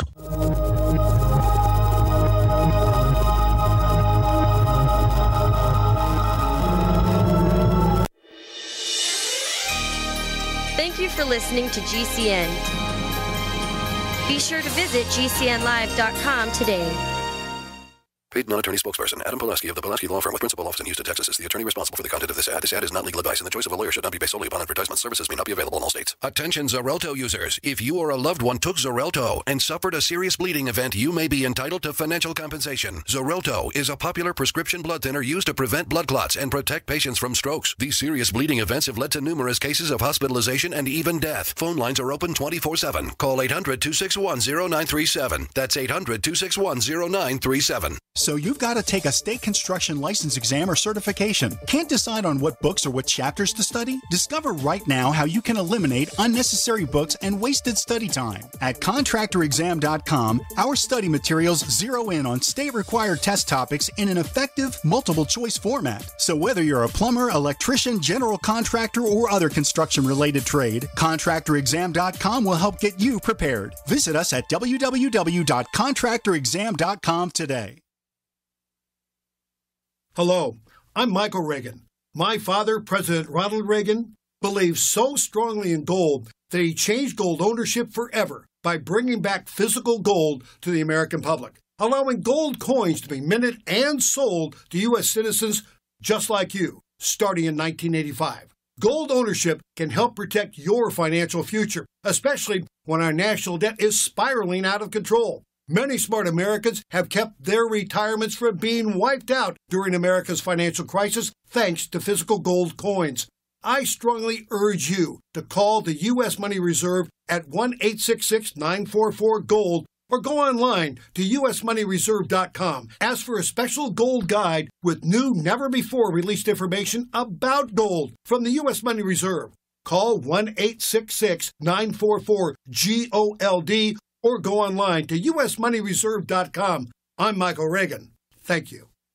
Planning to buy food storage? Wait a minute. Many companies try to confuse you with the number of servings they sell. It's not about the number of servings, it's about the number of calories. In emergencies, calories mean survival. Go to ReadySupplyFoods.com for a comparison of leading companies. Ready Supply Foods sells the most calories per dollar of any company. Our 23 entrees and breakfasts are delicious and full of nutritious calories. The new leader in value and quality. Go to ReadySupplyFoods.com today. Hey guys, Pat Matthews here to tell you about the newest and best way to sell products online. It's buysellmakeoffer.com, an enormously revolutionary way to sell your stuff online. It's time to clean out the garage, your old golf clubs, sports equipment, tools, and yes, even your car. Forget about the way the other guys have taken more than their share from you when the sales were finalized. Look, it's happened to me over and over and over. Then I found buysellmakeoffer.com. They will never charge you item fees. Just go there right now to sign up and load all your stuff to our server to sell. This is not an auction site. Sell your car, sell your home. Realtor, sign up now. Just use our resources along with Skype and videos, then add your creativity to sell your items quickly and with no fees. Go right now to buysellmakeoffer.com and sign up. The excitement is building. I've signed up to sell my stuff with buysellmakeoffer.com. You should too. Buysellmakeoffer.com. Looking for that edge during those intimate moments? We see many ads for enhancement, but the side effects include death. At GCN Team, we should change the Healthy Body, Brain, and Heart Pack to the Healthy Libido Pack. The brain and heart are not the only organs that require a healthy vascular system. For proper blood flow at the right moment, go to GCNteam.com or call 877-878-4203. That's 877-878-4203. That's 877-878-4203.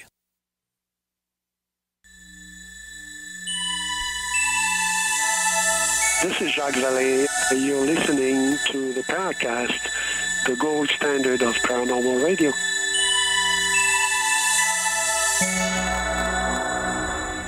Now, as we've mentioned, we've got that special feature of the show called the Paracast Plus, and you get the ad-free version of this show. You get After the Paracast podcast, exclusive for Paracast Plus members.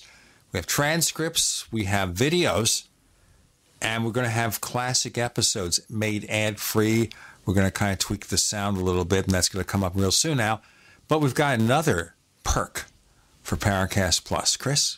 I've had a book about Ray Stanford, his ufological life that I've mentioned before on the forum here at the Paracast and also on some radio shows. And there seems to be a real controversy around the man and his work. And what I've elected to do is, I've had a completed book now for 7 years, and I've elected to offer excerpts in a Ray Stanford section on the Paracast Plus. And so I'm going to be publishing excerpts from this particular book. And I think our Paracast Plus members will, it's going to be pretty eye-opening for a lot of people. Talk about a guy who was there in the beginning, and he's been there and done that, known pretty much anybody who's anybody in the field for the last 50 years. So I think it's going to be educational for people and very entertaining. So for more information about Paracast Plus, go to plus.theparacast.com, plus.theparacast.com, and very soon now we'll have the announcement about the section about Chris's book that will be posted there exclusively for Paracast Plus members. David Robertson, let's get back to it here. Now, we see how contacts with other beings are reflected in terms of our culture. So we have abductions, and people who have a more spiritual aspect to their lives may meet up with these supposed beings in another way. What about UFOs? How do the images of UFOs play out around the world? To be honest, you guys probably know more about the nuts and bolts UFO history than I do. I do know that there have been quite a lot of UFO images coming out of China and India and things in recent years. And I've recently come across some information about cases in Northern Europe and Sweden and places like that. But I mean, I see it all as part and parcel of the same kind of phenomena, I think. As for the images, I'm very seldom convinced by any of them. I don't know how you guys feel. I think you're being kind. You know, I'm a religious studies scholar. I'm trained at at pussyfooting around certain things. But well, fortunately, I've had a bit of a kind of an ad hoc education in how to properly identify specific elements within videos, photographs, films that would indicate it's a true photograph of a truly nuts and bolts anomalous object, and then of course the other side of the coin, that it's not, that it's a hoax or some sort of misidentified anomalous natural rare possibly but natural event. Like a few weeks ago we had a very, very interesting photograph that ended up being a drop of moisture on the lens. Right. Most people don't have this type of education, so the internet is your place to go to get titillated by highly questionable images purporting to show UFO craft.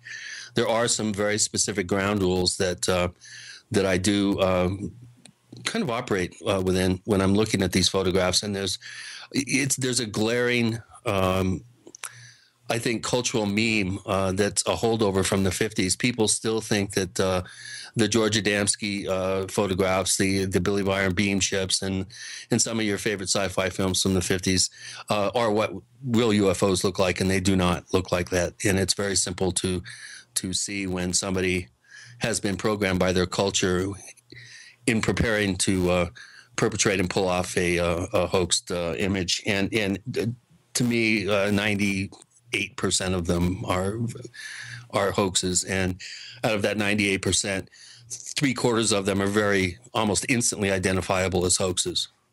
And I just I just waste my time online just going down the list. Whenever I see one online, I'll put a little comment in there what I think it is, and how people really need to get up to speed on what they're in terms of their analytical abilities and their educational, their level of their education when it comes to utilizing analytical abilities.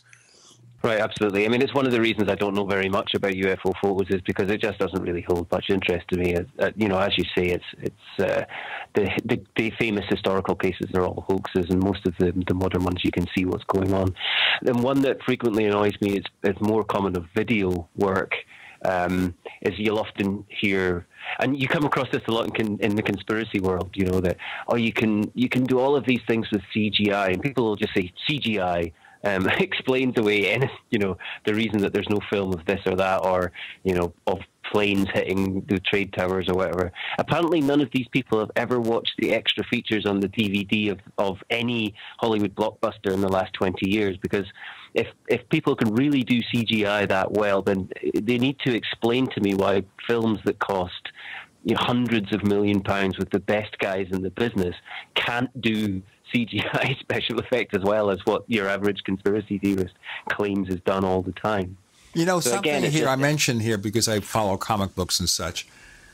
When you see flying scenes in comic books, in the movie versions, Superman flying, now Supergirl flying, I have never seen a really effective flying scene, except sometimes a distant picture where it's CGI. They do a drawing of the character. But the close-ups of any of the characters, and you go back to what was once considered the ultimate special effect movie for a flying scene, Superman the movie from 1978, none of it was real. Even Man of Steel. I haven't seen Batman v Superman, and maybe I won't. On TV, you see Superman, you see Supergirl flying. The distance scenes aren't so bad because you can't see details. As soon as they get up close, it doesn't work. It never does. It's always, that person is being suspended on a tightrope or by wires in front of a green screen. Yeah, absolutely. And some of the best looking special effects I've ever seen are often the ones that are done physically in the camera, just because it doesn't have that little just imperfect quality that just makes it jump out straight away as being an effect. But people will use it as an explanation for stuff all the time, for why the information that they're given, why the historical record doesn't match up, Osama bin Laden videos are done by somebody else, or that they can copy anybody's voice digitally, or all the rest of it. It's just rubbish. We don't know then. We can't believe anything. We don't believe any of those pictures of Osama bin Laden were real. We don't believe that he was even killed by Navy SEALs. Maybe he died 5 years earlier, but they had to keep up his illusion to keep up the investment in the military hardware. We needed a boogeyman. Right, yeah. Well, there was a study from a couple of years back where they looked at it was some psychologists, and they did sort of questionnaire-style research into conspiracy beliefs. And the basic thrust of the results they got was that people who were likely to believe one conspiracy theory were likely to believe other ones, even when they were contradictory. So if you believed that Osama bin Laden wasn't dead, you were also more likely to believe that he had died 5 years previously.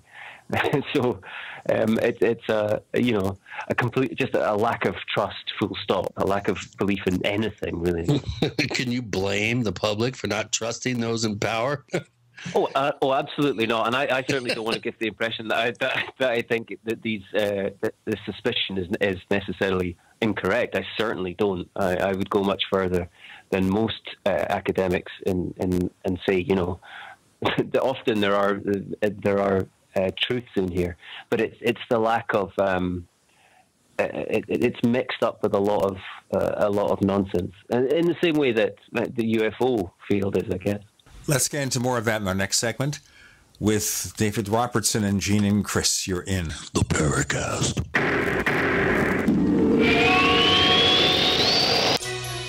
Thank you for listening to GCN. Visit GCNlive.com today.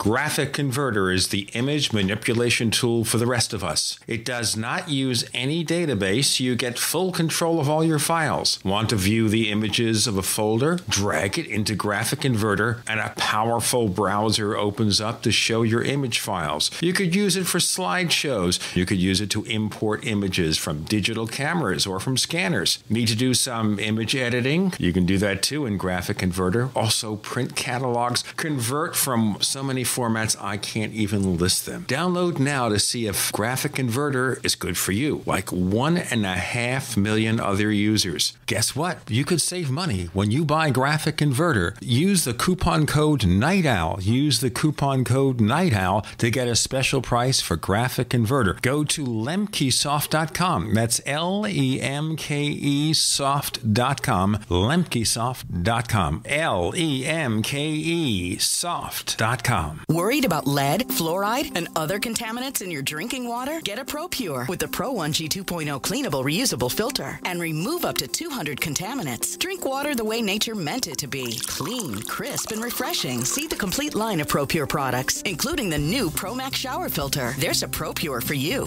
Visit your authorized ProPure dealer for details or ProPureUSA.com. That's ProPureUSA.com or 800-544-3533. Serious investors and traders want to make 81% return in 60 seconds? Use the same secret algorithm professional hedge fund managers use to make billions of dollars of profits. Turn $250 into $4,903 in just 7 clicks of a mouse. Our tool is so simple that my 82-year-old grandmother can use it to make insane stock market profits. Go to bigmoneybig.com. Watch the free video before the hedge funds make us take it down. Bigmoneybig.com. That's bigmoneybig.com. From the Robert Allen System. Current returns not indicative of future results.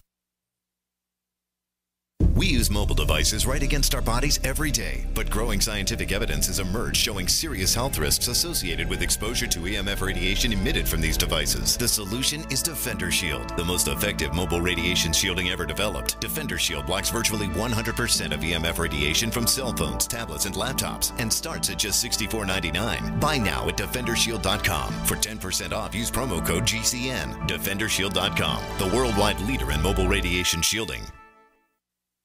This is a healthcare alert from the Pain Relief Hotline. If you, a family member, or a loved one suffers from knee, back, shoulder, or ankle pain and have Medicare as your primary insurance, we've got great news. You don't have to suffer any longer. You can immediately qualify for a pain-relieving brace at little or no cost to you by calling our 24/7 pain relief hotline at 866-389-0620. Delivery is free and all paperwork is handled for you. If you are on Medicare and have knee, back, shoulder, or ankle pain, don't wait. You can qualify to immediately receive a pain-relieving brace at little or no cost by calling our 24/7 pain hotline now at 866-389-0620. Our representatives are standing by 24/7 to take your call and rush you your pain-relieving brace at little or no cost to you. Shipping is free and all paperwork is handled for you. Just call 866-389-0620. That's 866-389-0620. Again, 866-389-0620.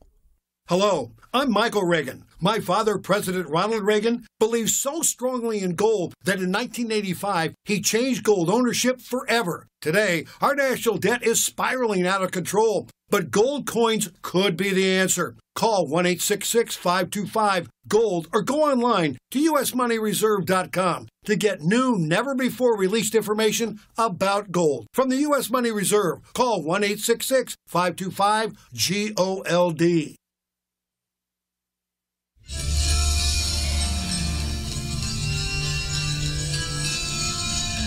Hi, this is Bryce Abel. I'm the producer of Dark Skies, the co-author of AD After Disclosure, and you are listening to the Paracast, the gold standard of paranormal radio.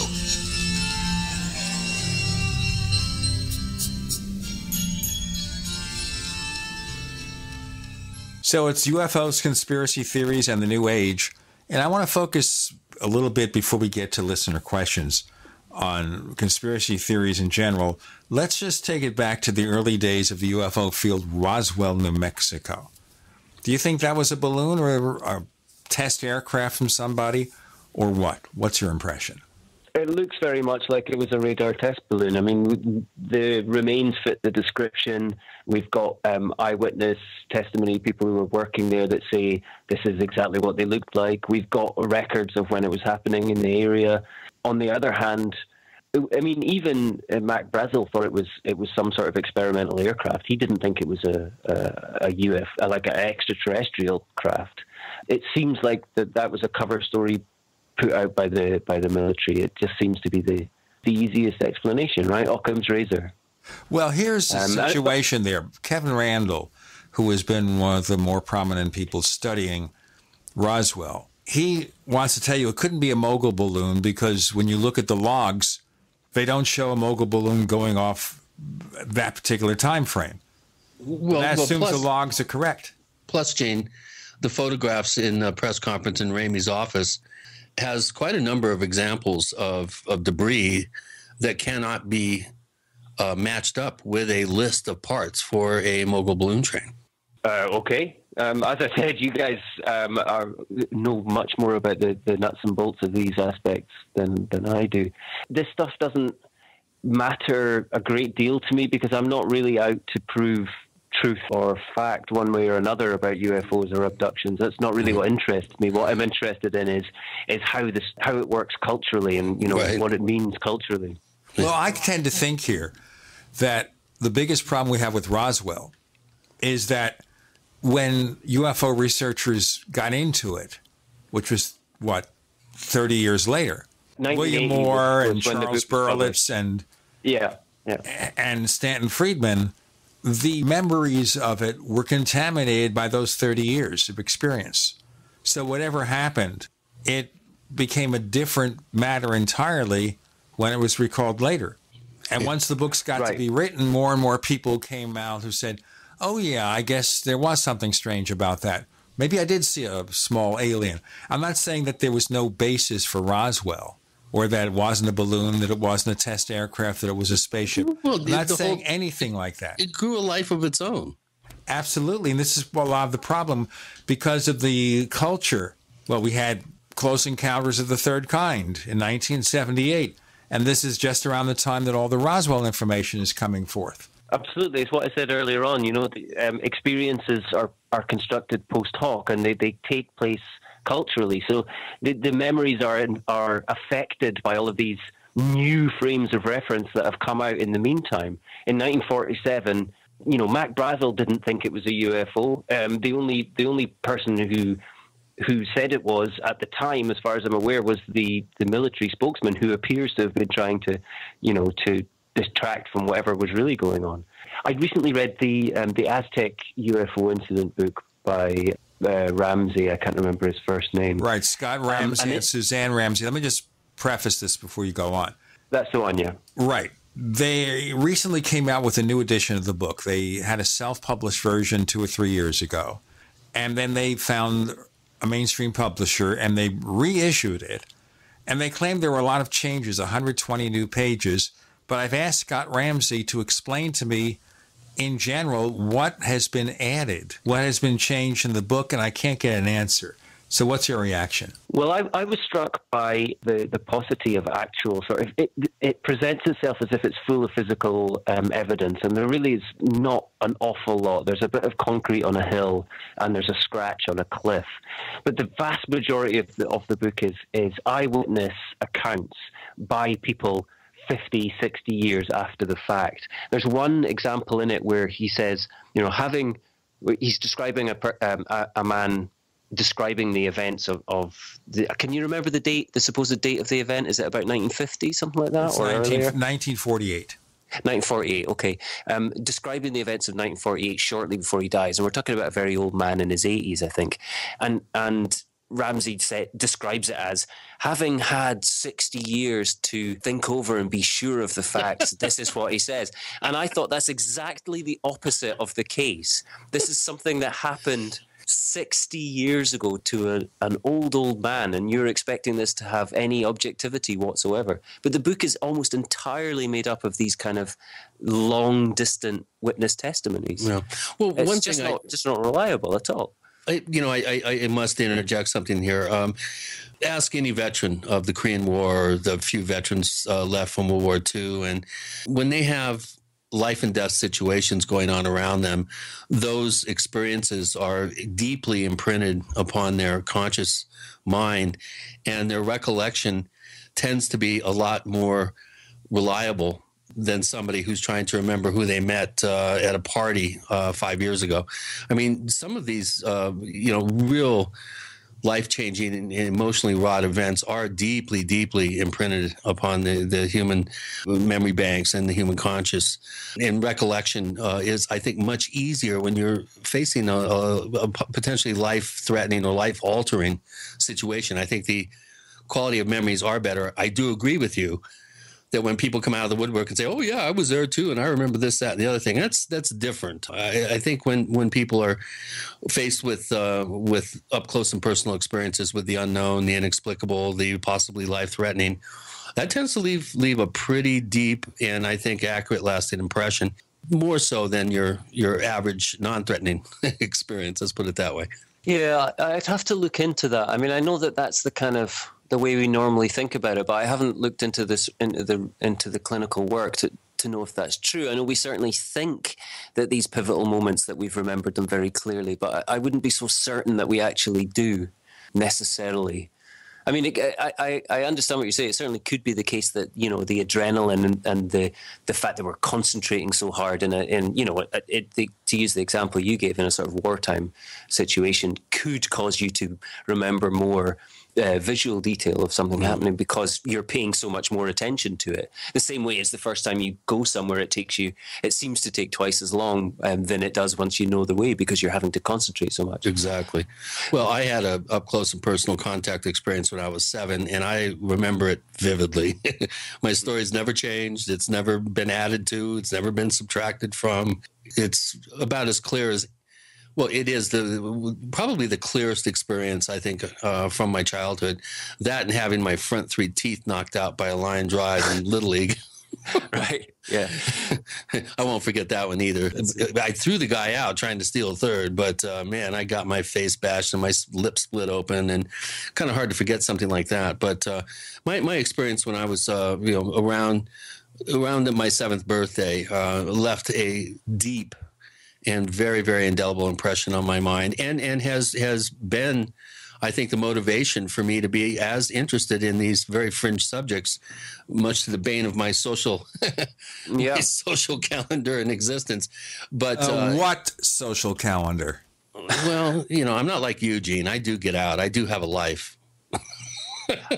It's a very familiar pattern, actually. That's a very common story amongst not only abductees, but amongst conspiracy theory people as well. I mean, the whole range of the people that I was speaking to, because I did a lot of field work amongst, the sort of people who follow these ideas and, people who go to David Icke concerts and go to Whitley Strieber events and stuff.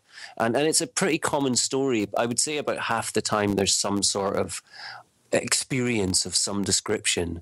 Yeah. Either, a sort of spiritual kind of style, or a more physical of seeing, physically seeing a UFO. But the important thing in those cases is that it often suggests to them that there's something inexplicable to the mainstream way of seeing the world. And so it leads down this rabbit hole of looking for alternative ways of understanding the world. It's what I talk about, this sort of almost Gnostic idea.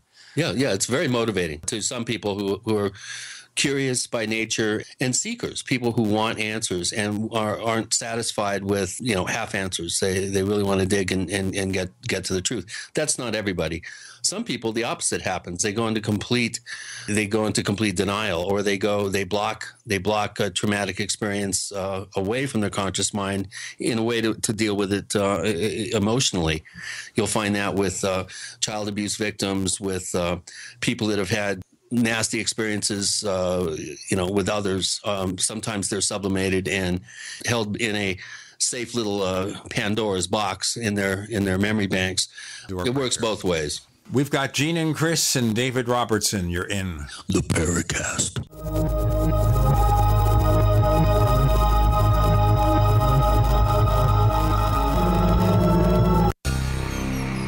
Thank you for listening to GCN. Visit GCNlive.com today. First came Attack of the Rockoids, and it was a critically acclaimed success. And now there's The Coming of the Protectors. A former military intelligence man is contacted by a space woman in a dream that turns out to be a nightmare because evil forces on our distant planet are planning to conquer the Earth. This is gripping science fiction of the classic kind. Attack of the Rockoids and The Coming of the Protectors. Find out more at rockoids.com. That's Rockoids, ROCKOIDS.com. As you know, neighbors, web hosting can be pretty cheap, but not all hosting is the same. DreamHost wins Best of Awards year after year. You get unlimited disk space, unlimited bandwidth, and even the low-cost plans put your sites on high-performance SSDs. Want to know more about what DreamHost has to offer? Go to technightowl.com/host. Once again, that's technightowl.com/host. I'm Nick Soboleski, a Select Quote agent with a true story that could save you hundreds of dollars a year. A woman named Linda just called. Her husband, Ray, has a $300,000 group life insurance policy, but is changing jobs and can't take it with him. Well, I impartially shopped the highly rated term life insurance companies we represent and found Ray, who is 41 and takes medication to control his cholesterol, a 10-year, $500,000 policy for under $26 a month.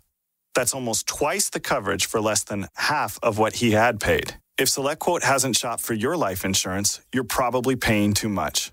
For your free quote, call 1-800-403-4885. That's 1-800-403-4885. 1-800-403-4885. Or go to SelectQuote.com. We shop, you save. Get full details in the example policy at SelectQuote.com/commercials. Your price could vary depending on your health, issuing company, and other factors. Not available in all states.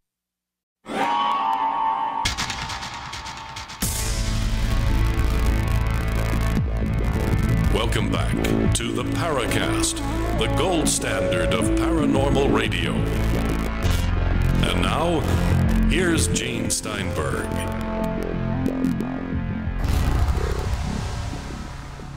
Chris, we have some questions of David Robertson, some intricate questions, some of which we've kind of covered already, but you might want to focus on some.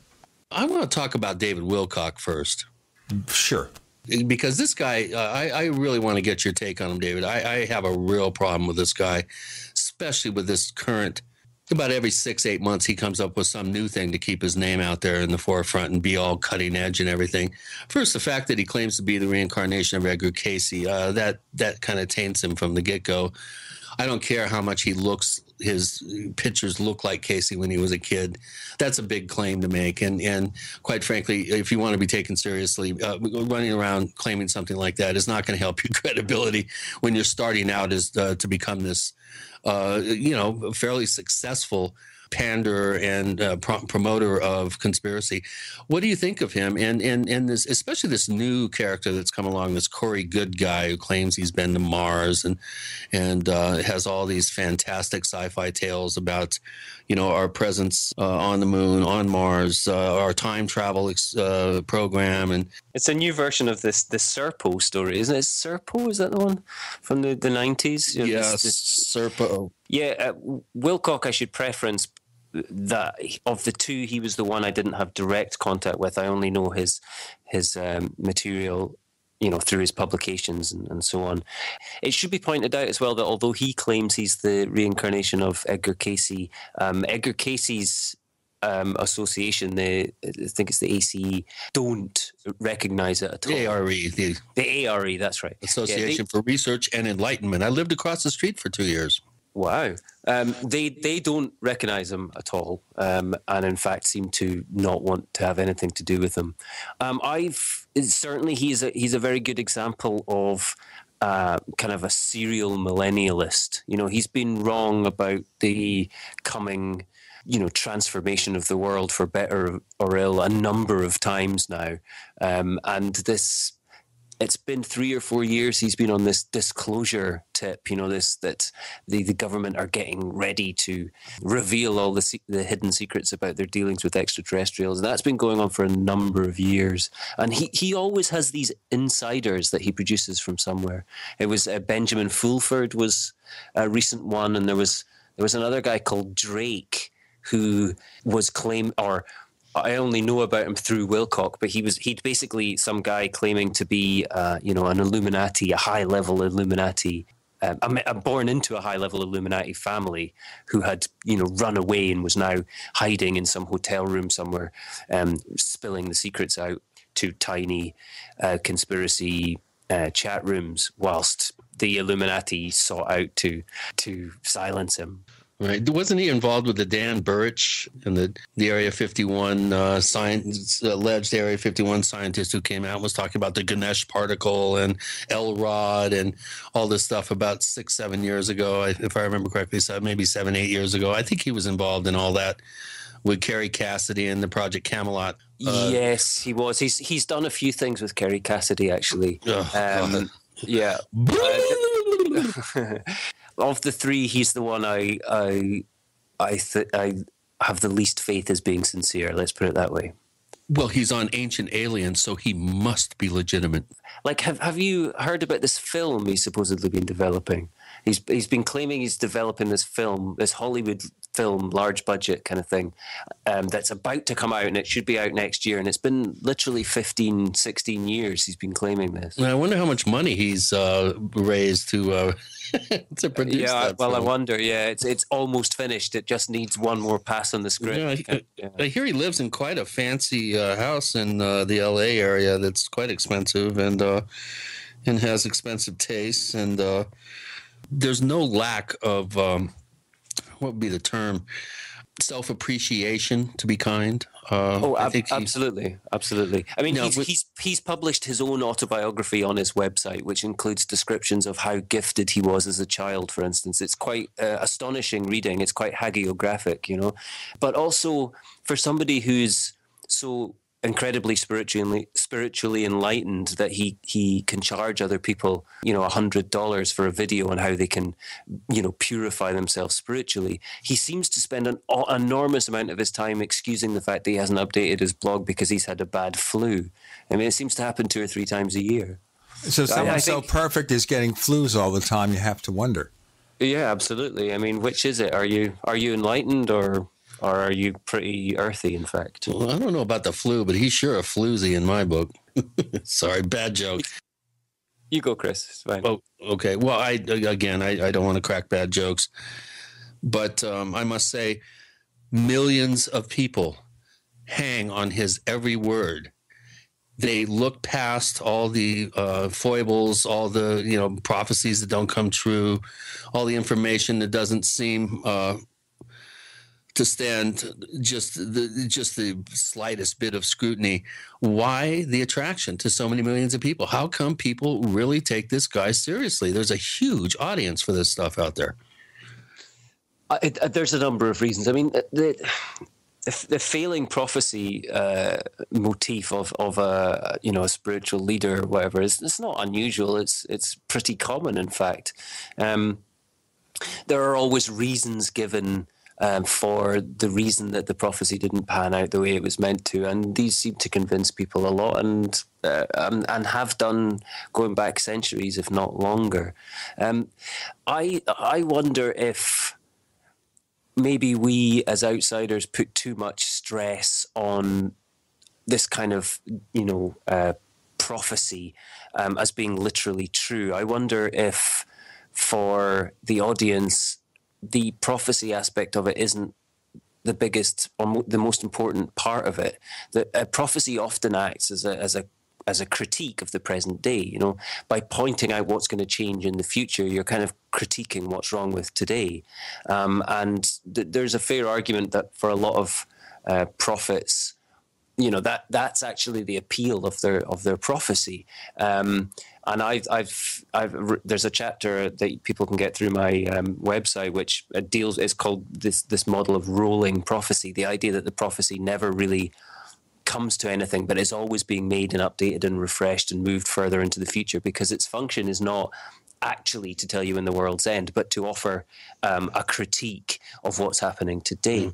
But don't forget that David Wilcock has been very canny from the beginning of his career in attempting to create a very mainstream a sense of authority about himself. So he's gone straight for books with through major publishers with large, with that sort of look like bestsellers immediately. He's made a big deal out of whenever he gets mentioned in the mainstream media. He's not been afraid to go on things like Ancient Aliens again and again and again and make these polished kind of television presentations, because for a lot of people, that is authority, If it looks like something that's on CNN, then it must be true.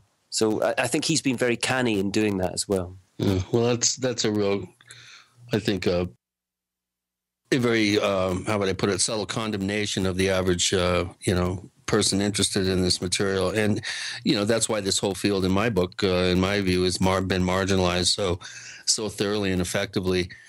Within the academic and scientific communities, it's impossible to take an aspect of this field seriously and ignore everything else. It's either all or nothing, and that's kind of how academia looks at this stuff. And I think they have reputations and tenure and grants and things that they're concerned with, and they can't do anything to in any way jeopardize those things that help pay the bills and keep their departments running. So, someone like a David Wilcock, a David Icke comes along and is able to get some high-profile believers, true believers in their ranks. I think that if somebody who I read about in People magazine, if somebody that has high visibility believes in it, then maybe I should too. David Robertson with Gene and Chris. You're in the Paracast.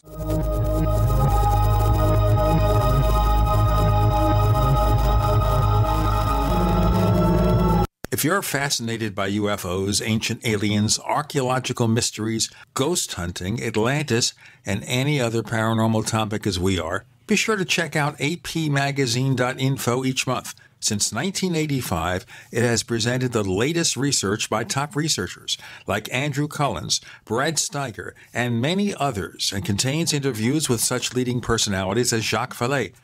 Click on one of their banners and check out apmagazine.info. As you know, neighbors, web hosting can be pretty cheap, but not all hosting is the same. DreamHost wins Best of Awards year after year.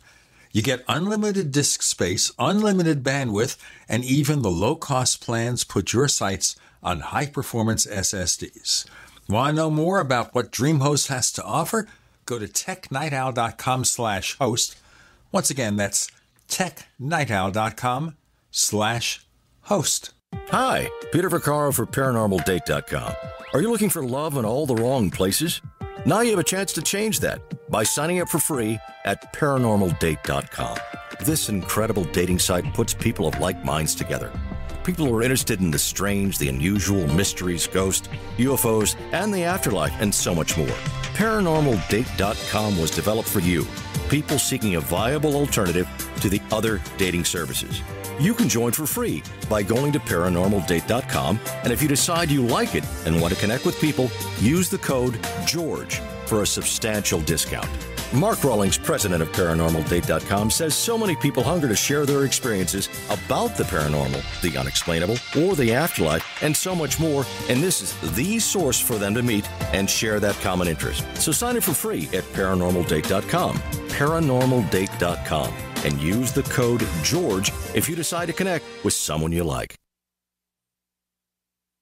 My dad was 59 when he collapsed from a heart attack late last year. Just this past August was when we spread his ashes on the St. Croix River. I loved my dad, but boy was he stubborn. He hadn't been to the doctor in over 25 years. His excuse? He simply couldn't afford it. He wasn't a rich man by any means. At less than $107 per month, LibertyOnCall.org would have been the perfect alternative for my father. Don't wait. Go to LibertyOnCall.org right now, for not just your sake, but for the sake of your loved ones. Again, that's LibertyOnCall.org. Hi, my name is Nick Lupo. One World Whey has been by far the best protein that I've ever had. I take it 3 times a day. Once in the morning as soon as I wake, once for a pre-workout snack, and once for a post-workout recovery drink. It has helped me transform and sculpt my body into what I have now. I began taking the product about 2 years ago, and boy, let me tell you, I'm in the best shape of my life. I've seen major muscle mass gains and have 0% body fat. I have had people at my gym ask if I compete in bodybuilding because of how lean and muscular I am. I used to suffer from everyday aches and pains from hard manual labor my whole life and arthritis that runs through my family. But One World Whey has helped me take that everyday pain from a 10 to a 3. Some days I feel no pain at all, just full of life and energy. It has also helped my skin look younger and healthier. Thank you, Synergistic Nutrition, for One World Whey. Call 888-988-3325 or visit oneworldwhey.com. That's oneworldwhey.com.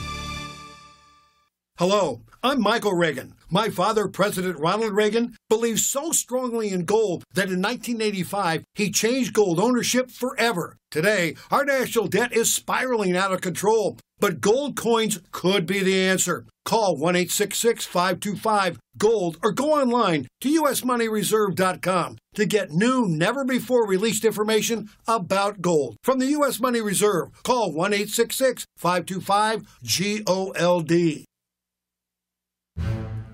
We'd like to hear from you. If you have a comment or question about the Paracast, send it to news@theparacast.com. That's news@theparacast.com. And don't forget to visit our famous Paracast community forums at forum.theparacast.com.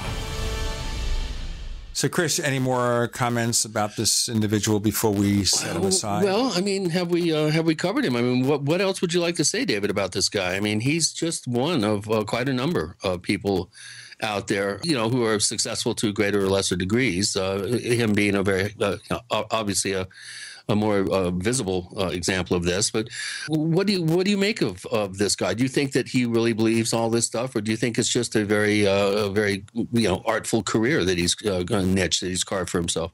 I think he's quite a good drummer. Have you heard his jazz rock work? It's not bad.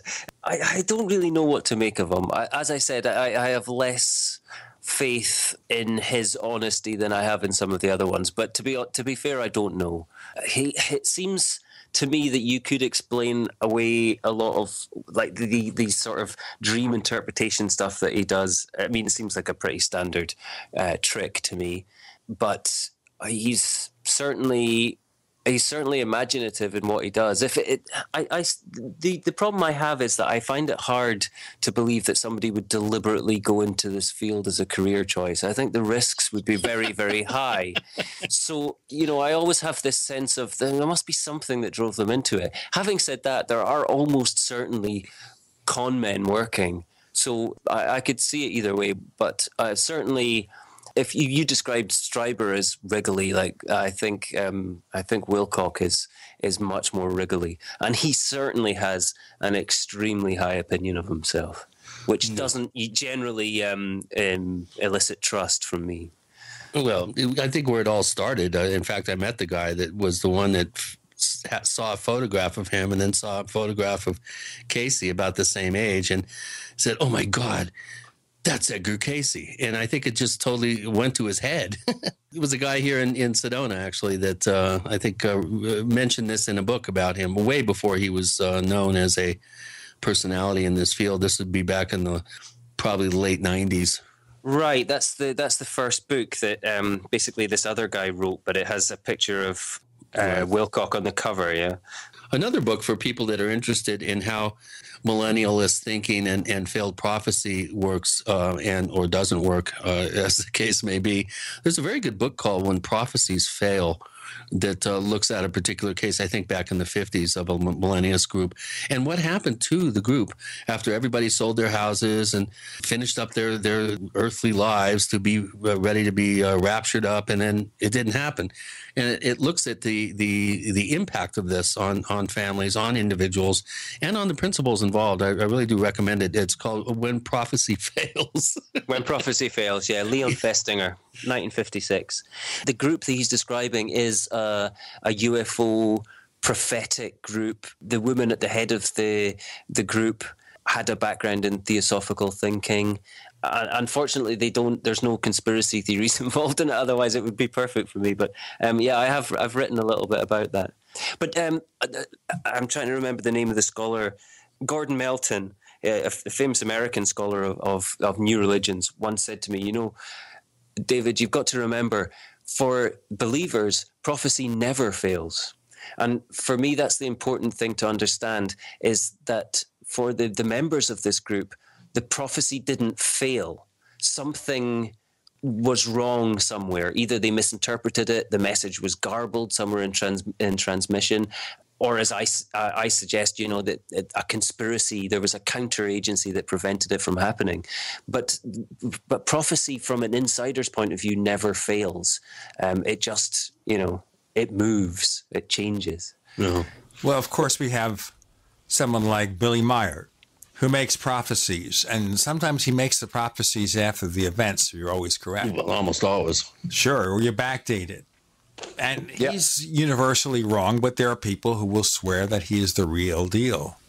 Right, like this, there's a prophecy that's doing the rounds now about, I can't remember the name of it, but it's basically somebody who predicted the popes, like the line of popes, and said that the 13th one is going to be the last one. Do you know the thing I'm talking about?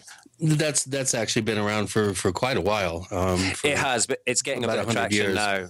But again, the prophesized bit actually is a lot of that. It isn't as old as it claims to be. So a lot of what looks like was successful prophecy, hence validating the document and making people think that the future parts of it will be true, are actually had already happened. Another way of looking at this, though, another good example of another technique is what David Icke does, for instance. So he still talks about the group of prophecies that were made in 1990, and the ones that he was talking about on Wogan and describes in the Truth Vibrations, his first kind of spiritual book, and he still makes reference to them. So things like, he will be dishonored in his own home and homeland, and he will write 7 books in 5 years and all this stuff. But he misses out the stuff that was wrong. So he misses out the fact that Mount Rainier is going to erupt in 1992, and all of these other things that were prophesized at the same time. They just get ignored. They're no longer mentioned anywhere. And one book where he makes a lot of prophecies is I think it was his second one, Love Conquers All, or something like that. is now he hasn't reprinted it because so much of it was untrue. So it's very hard to get hold of. At the same time, he's making the claim that he predicted Jimmy Savile, that he had named Jimmy Savile in print, before Jimmy Savile's death. And in fact, he hadn't. I've been through every single one of his books and every single one of his videos, and he does not make that claim anywhere. And yet he's still making the claim, and you still hear his followers saying, "Oh, he predicted this a long time ago." Well, it's part and parcel of the UFO field that no effort to expose a hoax will ever succeed, even when it does. Just as I mentioned before, George Adamski, he was exposed years ago, but people still maintain he's the real deal. Billy Meyer, it doesn't matter. In the UFO field, if you prove somebody's a liar, they will either come back a few years later as if nothing was wrong. It's the Dracula syndrome. Yeah, it's like this came from one of our occasional guests, Paul Kimball, and he said someone else invented it. And it's about Aztec, where it's like Dracula. You stick a stake through it, Aztec, and a few years later, it was back again. That story just never goes away. No. Well, one thing I want to point out about David Icke that few people really have mentioned. In fact, I think I may be the only one. He gave an 8-hour presentation to a packed standing room only audience of about 1,500 to 1,800, paying, I don't know, ungodly amounts of money apiece. And in the first 4 hours, he spent the whole time convincing everybody that we create our own realities and that we have to be very careful what we believe in because it might come true. And then he spent the second 4 hours freaking everybody out with alien reptoids running the world and sacrificing babies. Yeah. Now, there's a little cognitive dissonance there, wouldn't you say? Let's have an answer in our next segment.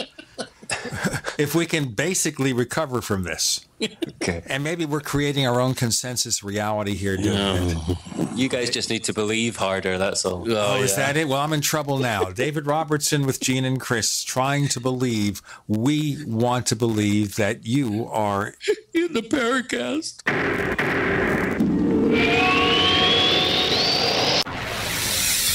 You are listening to GCN. Visit GCNlive.com today.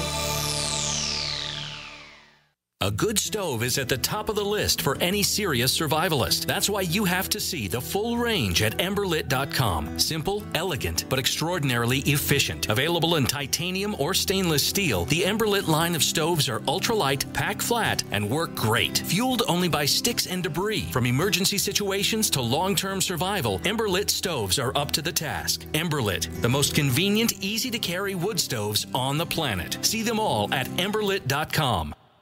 By now you know that wireless technology like cell phones do in fact pose dangers to the health and privacy of everyone. Block-It Pocket's wide range of products are unmatched in providing the protection you deserve. No scare tactics, just common sense. BlockItPocket.com offers quality American-made options to alleviate and eliminate these invisible dangers. Learn more at BlockItPocket.com or call 888-315-9618. BlockItPocket.com, enhancing health and privacy. Hello, I'm Michael Reagan. My father, President Ronald Reagan, believed so strongly in gold that he changed gold ownership forever by bringing back physical gold to the American public, allowing gold coins to be minted and sold to U.S. citizens just like you, starting in 1985. Gold ownership can help protect your financial future, especially when our national debt is spiraling out of control. Many smart Americans have kept their retirements from being wiped out during America's financial crisis thanks to physical gold coins. I strongly urge you to call the U.S. Money Reserve at 1-866-944-GOLD or go online to usmoneyreserve.com. Ask for a special gold guide with new, never-before-released information about gold from the U.S. Money Reserve. Call 1-866-944-GOLD or go online to usmoneyreserve.com. I'm Michael Reagan. Thank you. Water is the single most important thing your body needs, so you want to be sure it's the best for you and your family. Since 2005, thousands have depended on Berkey purified water. The Berkey Guy provides the lowest priced filtration systems in every size for incredibly delicious water now and in an emergency. Get to goberkey.com or call 877-886-3653. 877-886-3653. goberkey.com. My computer is so slow, it's making me crazy. I used to have that problem. Did you quit using a computer or did you buy a new one? No, I called Geeks On Site. They made an appointment to visit my home and showed up the same day. You mean they didn't ask you to bring your computer to a shop? That's what happened when I called a support company. Geeks On Site can go to your home or business or even repair your computer online. They have 24/7 emergency service. If you are having problems with your PC or Mac, call Geeks On Site, 1-800-591-1682. Our friendly certified computer repair experts are available 24/7. Call now for a free diagnosis, 1-800-591-1682. Data recovery, virus removal, and maintenance for all laptops, desktops, printers, and networks. That's Geeks On Site for friendly certified computer repair experts, available 24/7 over the phone or in your home or business. Just call 1-800-591-1682. That's 1-800-591-1682, 1-800-591-1682. This is Dan Pilla. Do you owe the IRS money you can't pay? Are tax debts crippling you? I've defended people from the IRS for over 30 years. I've helped thousands, and I can help you too. I wrote the book on IRS settlement, and I'm telling you, there's no such thing as a hopeless case. Call 800-34-NO-TAX to finally get free of IRS debt. With the IRS's new programs, there's never been a better time to solve your problem. Call 800-34-NO-TAX. That's 800-34-NO-TAX, or my website, danpilla.com.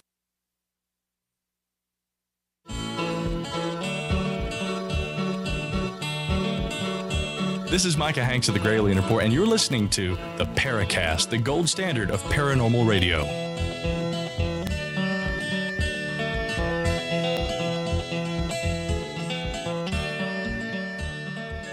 Yes, we're trying to believe. We want to believe everything and nothing. Someone once said that in the UFO field. I believe in everything and nothing. I forget who that was. Well, it's like the slogans of the X-Files, right? The truth is out there, but trust no one. Think about that. You know, the guy spends 4 hours telling you you are responsible for the creative manifestation of your reality. And then the second 4 hours, he freaks everybody out with these reptilian, Queen of England drinking baby's blood. And, I wasn't there, but I've heard the shtick before, and I've read some of his books, and I don't know. How can people not see? I don't know. Cognitive dissonance is the term that I can think of. That's a nice link, because that's a term that was introduced by the book When Prophecy Fails, interestingly.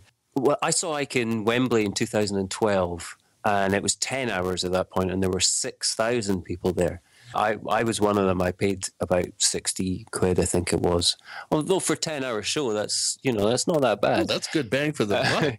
It's pretty good. It was more or less the same format. I mean, he flipped the format of his show around about 2005. He used to always start with one specific conspiracy case study, right? So the Princess Diana was the favorite for a long time, and then it was 9/11, and he would go into depth in the case and point out the connections, and these people are involved, and so on and so forth, and until you built up to this large scale kind of conspiracy model.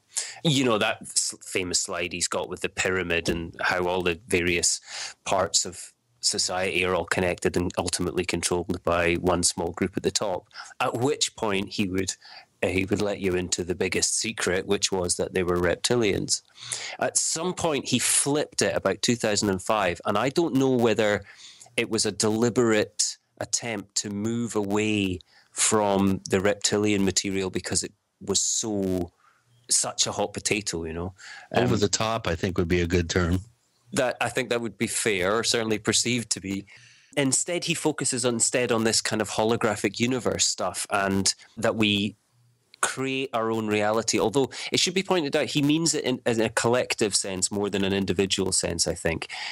And there are, I think Tales from the Time Loop is the clearest explanation, where he does attempt to link all of these apparently disparate ideas into one large narrative. It's incredibly complex and very reminiscent of the kind of creation myths of the Gnostics, for instance. So you've got this idea of a fallen, we do create our own reality. The human or life creates its own physical reality, but then we've become trapped and created this sort of shadow being, like the Gnostic demiurge or whatever, which feeds on our fear.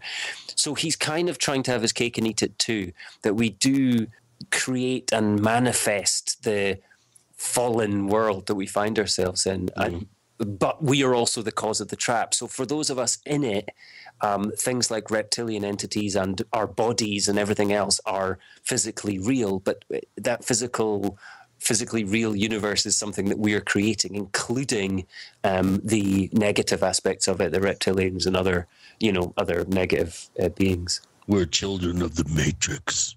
We are indeed. That's another interesting thing about Icke, is that how much of it is drawn from films. Have you heard his interpretation of Monsters, Inc.? No. So Monsters, Inc., according to Icke, is produced by the Disney agency to rub our noses in it, because it tells the truth about the system of the world. So that our world is the world that we're the little children asleep in the bed, right? And when we're not paying attention, monsters from a parallel universe or dimension enter into our universe and create fear, which they use to power their world. Right. See? Yeah. They thrive off negative emotions and fear and all these negative things that we experience emotionally is all like gasoline for their particular agenda. This stuff. I can't believe people actually don't do their own research and look at and take his version of it as gospel. His work on the Christ myth, as he would like to refer to it, and justifiably so. I think that there are examples of, Osiris and Jesus and other examples prior to the first century where you have, this death, this reincarnation, or this resurrection. That's a motif that's fairly common, I think, in the ancient world. And he goes through all this, well laid out research that is taken lock, stock, and barrel from Acharya S.'s book, Sons of God. Right. But even the images in her book he uses. He took it lock, stock, and barrel himself from, this is Victorian mythological study and early, religious studies. James Fraser's The Golden Bough has all of this stuff in it, and it was written in like 1907 or something like that. Yeah, so it's a classic book. Everybody should have that. Indeed, it's like he presents this stuff as it's the fact that people find it novel that amazes me. It's some of it's really interesting, and there's some truth in there, but it's the idea that this is groundbreaking revelation that's amazing to me. Well, that just goes to show that not everybody can be a religious studies scholar and a comparative prophecy scholar, and don't want to be, and they don't want to do the research. They don't want to know where he gets this information from. They don't want to think that he's anything but this demigod that knows a hell of a lot more than I do. That's people, they abdicate responsibility for their own educational process, and they take shortcuts with people like David Icke. If you're really interested in this stuff, you should look at all points of view relating to it. Well, it's a lot easier, Chris, to live in a bubble and just follow the people who agree with you, so you learn nothing. Yeah. And we can go into a certain cable news network in America where they have surveys. Don't say it. You're going to get in trouble, Gene. Well, I'll tell you one survey done by someone representing the same political party that this particular cable news network is oriented towards pointed out that those people are the most ill-informed of anyone, even people who don't watch news at all. Yeah, I love the results of the poll that was done of Donald Trump followers. Don't we call him Drumpf, his real name? Donald Drumpf. Yeah, that's his new name now, Donald Drumpf. And what was it? 40% of the people polled, I think it was 40% on this question, thought that that the abolition of slavery was a bad idea. And then, no, it was 20%. And then 40% of the people polled, when asked if the United States should go ahead and go in and take out and bomb the bejesus out of, I think they called it Algareth. They made up some country name, and 40% of the people responded and said, hell yeah, go in there and take them out. We're good Americans. We know how to bomb things. We know how to blow them up and make our military people a bunch of money and put ribbons on their chests and I don't know, suppositories in their carbines or whatever. Let's move along here a little bit. I'm starting to get a little bit outside of myself here. We do have some questions, David. I'd like to try to get to a couple of them before we let you go. And we do appreciate you being on. This is the kind of show that we obviously we really enjoy. It's been a pleasure. Yeah. This one comes from Eric the Red, and this is an interesting question because it deals with the whole subject of right-wing versus left-wing conspiracy.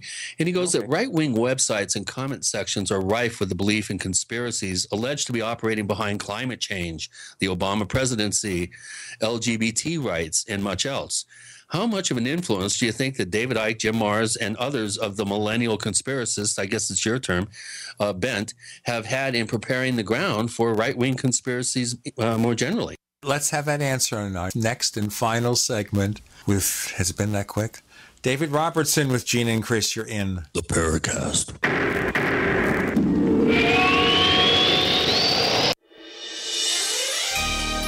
Thank you for listening to GCN. Be sure to visit GCNlive.com today. Graphic Converter is the image manipulation tool for the rest of us. It does not use any database. You get full control of all your files. Want to view the images of a folder? Drag it into Graphic Converter and a powerful browser opens up to show your image files. You could use it for slideshows. You could use it to import images from digital cameras or from scanners. Need to do some image editing? You can do that too in Graphic Converter. Also print catalogs. Convert from so many formats I can't even list them. Download now to see if Graphic Converter is good for you, like 1.5 million other users. Guess what? You could save money when you buy Graphic Converter. Use the coupon code Night Owl. Use the coupon code Night Owl to get a special price for Graphic Converter. Go to lemkesoft.com. That's Lemke soft.com. Lemkesoft.com. Lemkesoft.com. Paid non-attorney spokesperson Adam Pulaski of the Pulaski Law Firm with principal office in Houston, Texas is the attorney responsible for the content of this ad. This ad is not legal advice, and the choice of a lawyer should not be based solely upon advertisement. Services may not be available in all states. Attention Xarelto users. If you or a loved one took Xarelto and suffered a serious bleeding event, you may be entitled to financial compensation. Xarelto is a popular prescription blood thinner used to prevent blood clots and protect patients from strokes. These serious bleeding events have led to numerous cases of hospitalization and even death. Phone lines are open 24/7. Call 800-261-0937. That's 800-261-0937. Are your Google search results killing you? Unflattering content in blogs, news articles, online reviews, social media, or other sources can jeopardize your reputation, your business, and your livelihood. Let Reputation.com help. Our patented technology will make the truth about you more visible while pushing down unwanted negative content. Improve your Google search results. Call Reputation.com at 1-800-831-0771 for a free consultation. That's 800-831-0771. Most of you know that heart disease is the #1 silent killer in the U.S. What if I told you for just $54.95 a month you could fight against heart disease naturally? At Heart and Body Extract, we've been helping thousands of people get back to a healthier heart. Don't just take my word for it. Check out all of the success stories at hbextract.com. Or to order, call 866-295-5305. That's 866-295-5305. hbextract.com. Don't risk it when you can take charge of it. We all know that Berkey Water Purification Systems are the most trusted name in water filtration. As an authorized Berkey dealer for over 6 years and serving thousands of satisfied customers, the Berkey Guy offers amazing specials for Berkey water filtration systems. The Berkey Light systems include a set of self-sterilizing and recleanable black purification elements that purify water by removing chlorine, pathogenic bacteria, cysts, and parasites to non-detectable levels and remove harmful chemicals such as herbicides and pesticides. Order the Berkey Light system today, complete with 2 black Berkey elements for only $231, and the Berkey Guy will ship your order free of charge. With the purchase of a Berkey Light, the Berkey Guy is also offering a set of fluoride and arsenic filters for only $39.99. That's over 30% off the retail price. Call the Berkey Guy at 1-877-886-3653. That's 1-877-886-3653. Or order online at goberkey.com. That's goberkey.com today. Serious investors and traders want to make 81% return in 60 seconds? Use the same secret algorithm professional hedge fund managers use to make billions of dollars of profits. Turn $250 into $4,903 in just 7 clicks of a mouse. Our tool is so simple that my 82-year-old grandmother can use it to make insane stock market profits. Go to fastwealthfast.com. Watch the free video before the hedge funds make us take it down. Go to fastwealthfast.com. From the Robert Allen System. Current returns not indicative of future results. Hi, this is Don Ecker, and you are tuned into the Paracast. Let me tell you what, you're going to hear stuff here that you probably won't hear anywhere else. Hear that, George Snorri? Okay, the question is asked of David Robertson. What's your response? So the question was, how much have these kind of millennial conspiracist ideas laid the ground for these kind of popular right-wing conspiracies that we're hearing now? Conspiracies, yeah. Right. I would say it's, historically speaking, it's the other way around. The right wing were conspiratorial a lot longer than the left wing were, at least in the popular conspiracy theory sense. It's really only the mid-'80s when we start to see strongly left-leaning kind of conspiracy work coming out. It's been suggested that some of the reason for this was because of the attacks on the left by the McCarthyist movement, and then following the Watergate scandal, because the conservative press were, and the government were actively closing down many left-wing critics, that they turned more toward conspiratorial arguments. However, some of these kind of conspiracies that you were talking about there, I mean, like the climate change one really cuts right across the board. There are strongly left-wing people who are claiming exactly the same. I mean, David Icke's a very good example.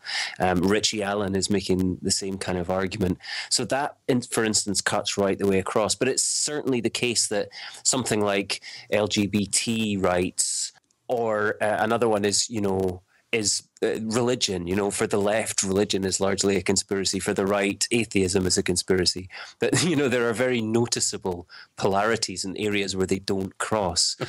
So I would say that there has been very little need for the left to influence the right in the present climate. Rather, what's quite interesting is that we've got strong conspiratorial narratives on both sides of the fence, or both sides of the spectrum, shall we say, which is something we haven't had for a long time. Popular conspiracy theories had tended to go between one or the other. So typically right-wing from the end of the Second World War up until the post-McCarthyist, and becoming more so post-Watergate. But now the right have there's been a resurgence of the right, shall we put it that way?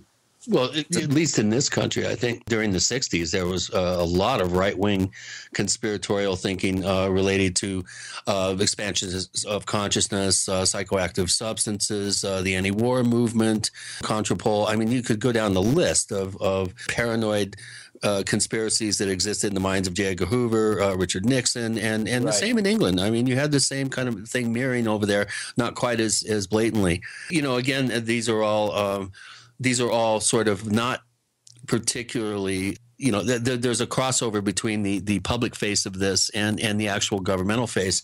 And I have a question here from Technomage, and he's wondering, are conspiracy theories just limited to private citizens, or can governments engage in them as well? We were talking about how they can. But he gives an example. Governments routinely publish information with no independent confirmation, yet the public is expected to believe them. Would those qualify as conspiracy theories? Like the missing $2.2 trillion from the Pentagon announced the day before 9/11. There's a conspiracy theory for you. Or the fact that the BBC wasn't covering the protests against David Cameron in London last week. I mean, exactly. Or the fact that the BBC announced that World Trade Center number 7 had just fallen, and yet in the image behind the reporter there was World Trade Center number 7. There are any number of cases of this. Absolutely, governments indulge in conspiracies. A very clear example is 9/11, where you've got on two sides of the argument, both sides are conspiracies. Okay, so the government did it or Al-Qaeda did it. Both of those are conspiracies. What makes something a conspiracy theory, however, is not simply positing a conspiracy. It has to run counter to official logic. So, for instance, in the McCarthyist era, that was literally a strong conspiratorial narrative, a search for this hidden malevolent agency inside America. But because it was supported by the government, it was seen as legitimate, politically legitimate. Had it been being said by people with no power, it would become a conspiracy theory. This is the issue. I mean, a conspiracy theory is not simply any idea that there are groups working for secretly towards malevolent aims, because undoubtedly there are. What makes it a conspiracy theory is its marginalization by the authorities, by the mainstream. Right. It's a very nice situation, because the moment that you prove something to be correct, then it no longer is a conspiracy theory, and thus you can never have a conspiracy theory that's been proven to be true, because by its very nature, when it gets proven to be true and accepted by the epistemic authorities, it's no longer a conspiracy theory. Right. They invent a new one. And look at the peculiar situation now where, talking about Obama conspiracies, a very high percentage of Republicans believe he was not born in the U.S. and that he is a secret Muslim. But they don't mention, of course, Ted Cruz, who was not born in the U.S. and is running for president on the basis of the fact that his mother was, and therefore he is a natural-born citizen. Don't even get me started on that. Yeah, there's a new one now that Cruz's father was involved in the JFK assassination. He wants his son to be king of America, by the way. Pappy Cruz. It always goes back to JFK, doesn't it? Yeah, it does. Yeah. I like the new term now that the media is using for people that indulge in, shall we say, conspiratorial type thinking. Now, we're known as the black helicopter crowd. Right, I love that one. It's slightly less insulting than the tinfoil hats, has to be said. Well, I asked Kevin Randall, who's a helicopter pilot, what do you think of all these black helicopter sightings and how they become, a meme within the culture? And he goes, well, what are you asking me for? You were the one that started it. Oh, I got a good laugh out of that one. That's my favorite bit of, the film Conspiracy Theory, right? Oh, yeah. And Mel Gibson and Julia Roberts. Absolutely. And all the way through, the story is that they don't believe him and they think he's mentally unstable in some way. And then at the very end, the black helicopters come to get him. And that's when we realize he was been telling the truth the whole time. Right. It's a great moment. I love it. But it marks a real shift, because that's, the first movie where they're playing on the idea that obviously he's insane because he subscribes to conspiracies. But actually the twist is that he was right and we were the fools for not believing him. The villain, by the way, in that movie was Patrick Stewart. Mm-hmm. Right, he almost bit his nose off. He had to go through the whole movie with a bandage on his face.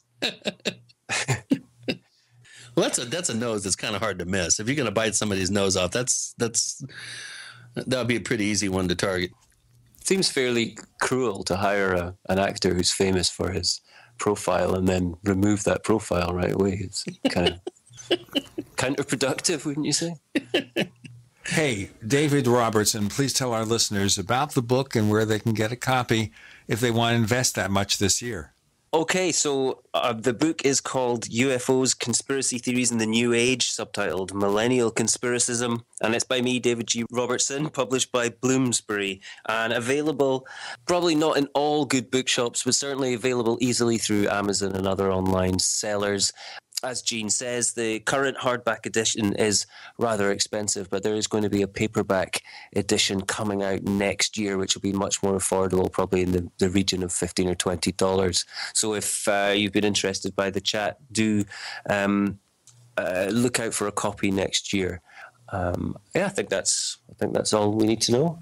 You have a website? I do have a website, yeah, davidgrobertson.wordpress.com. There's links to this book and my other publications there. In fact, you can read some journal papers on conspiracy and millennialism and people like Whitley Strieber and David Icke there if you're interested. And also I regularly post my reflections on current kind of popular conspiracy narratives as they're happening. So yeah, do have a look there. You can look at us on Twitter, look for the Paracast on Twitter, look for the Paracast Fan Club on Facebook, look for the Paracast Plus with that new special feature coming. A book by Chris O'Brien, never before published, never before revealed, exclusive to members of the Paracast Plus coming shortly. Learn more about it. Go to plus.theparacast.com, plus.theparacast.com. Also check out the After the Paracast podcast, part of Paracast Plus, the ad-free version of this show, show transcripts, videos. What can we say? Modest subscription fee. Learn more, plus.theparacast.com. David Robertson, thanks for joining us on the Paracast. Thanks for inviting me, Gene. Nice to speak to you, and nice to speak to you too, Chris.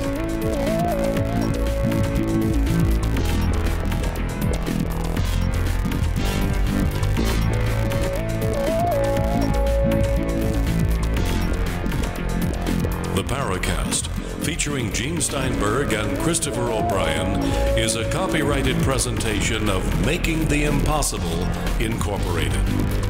Tune in next week for a new adventure in The Paracast.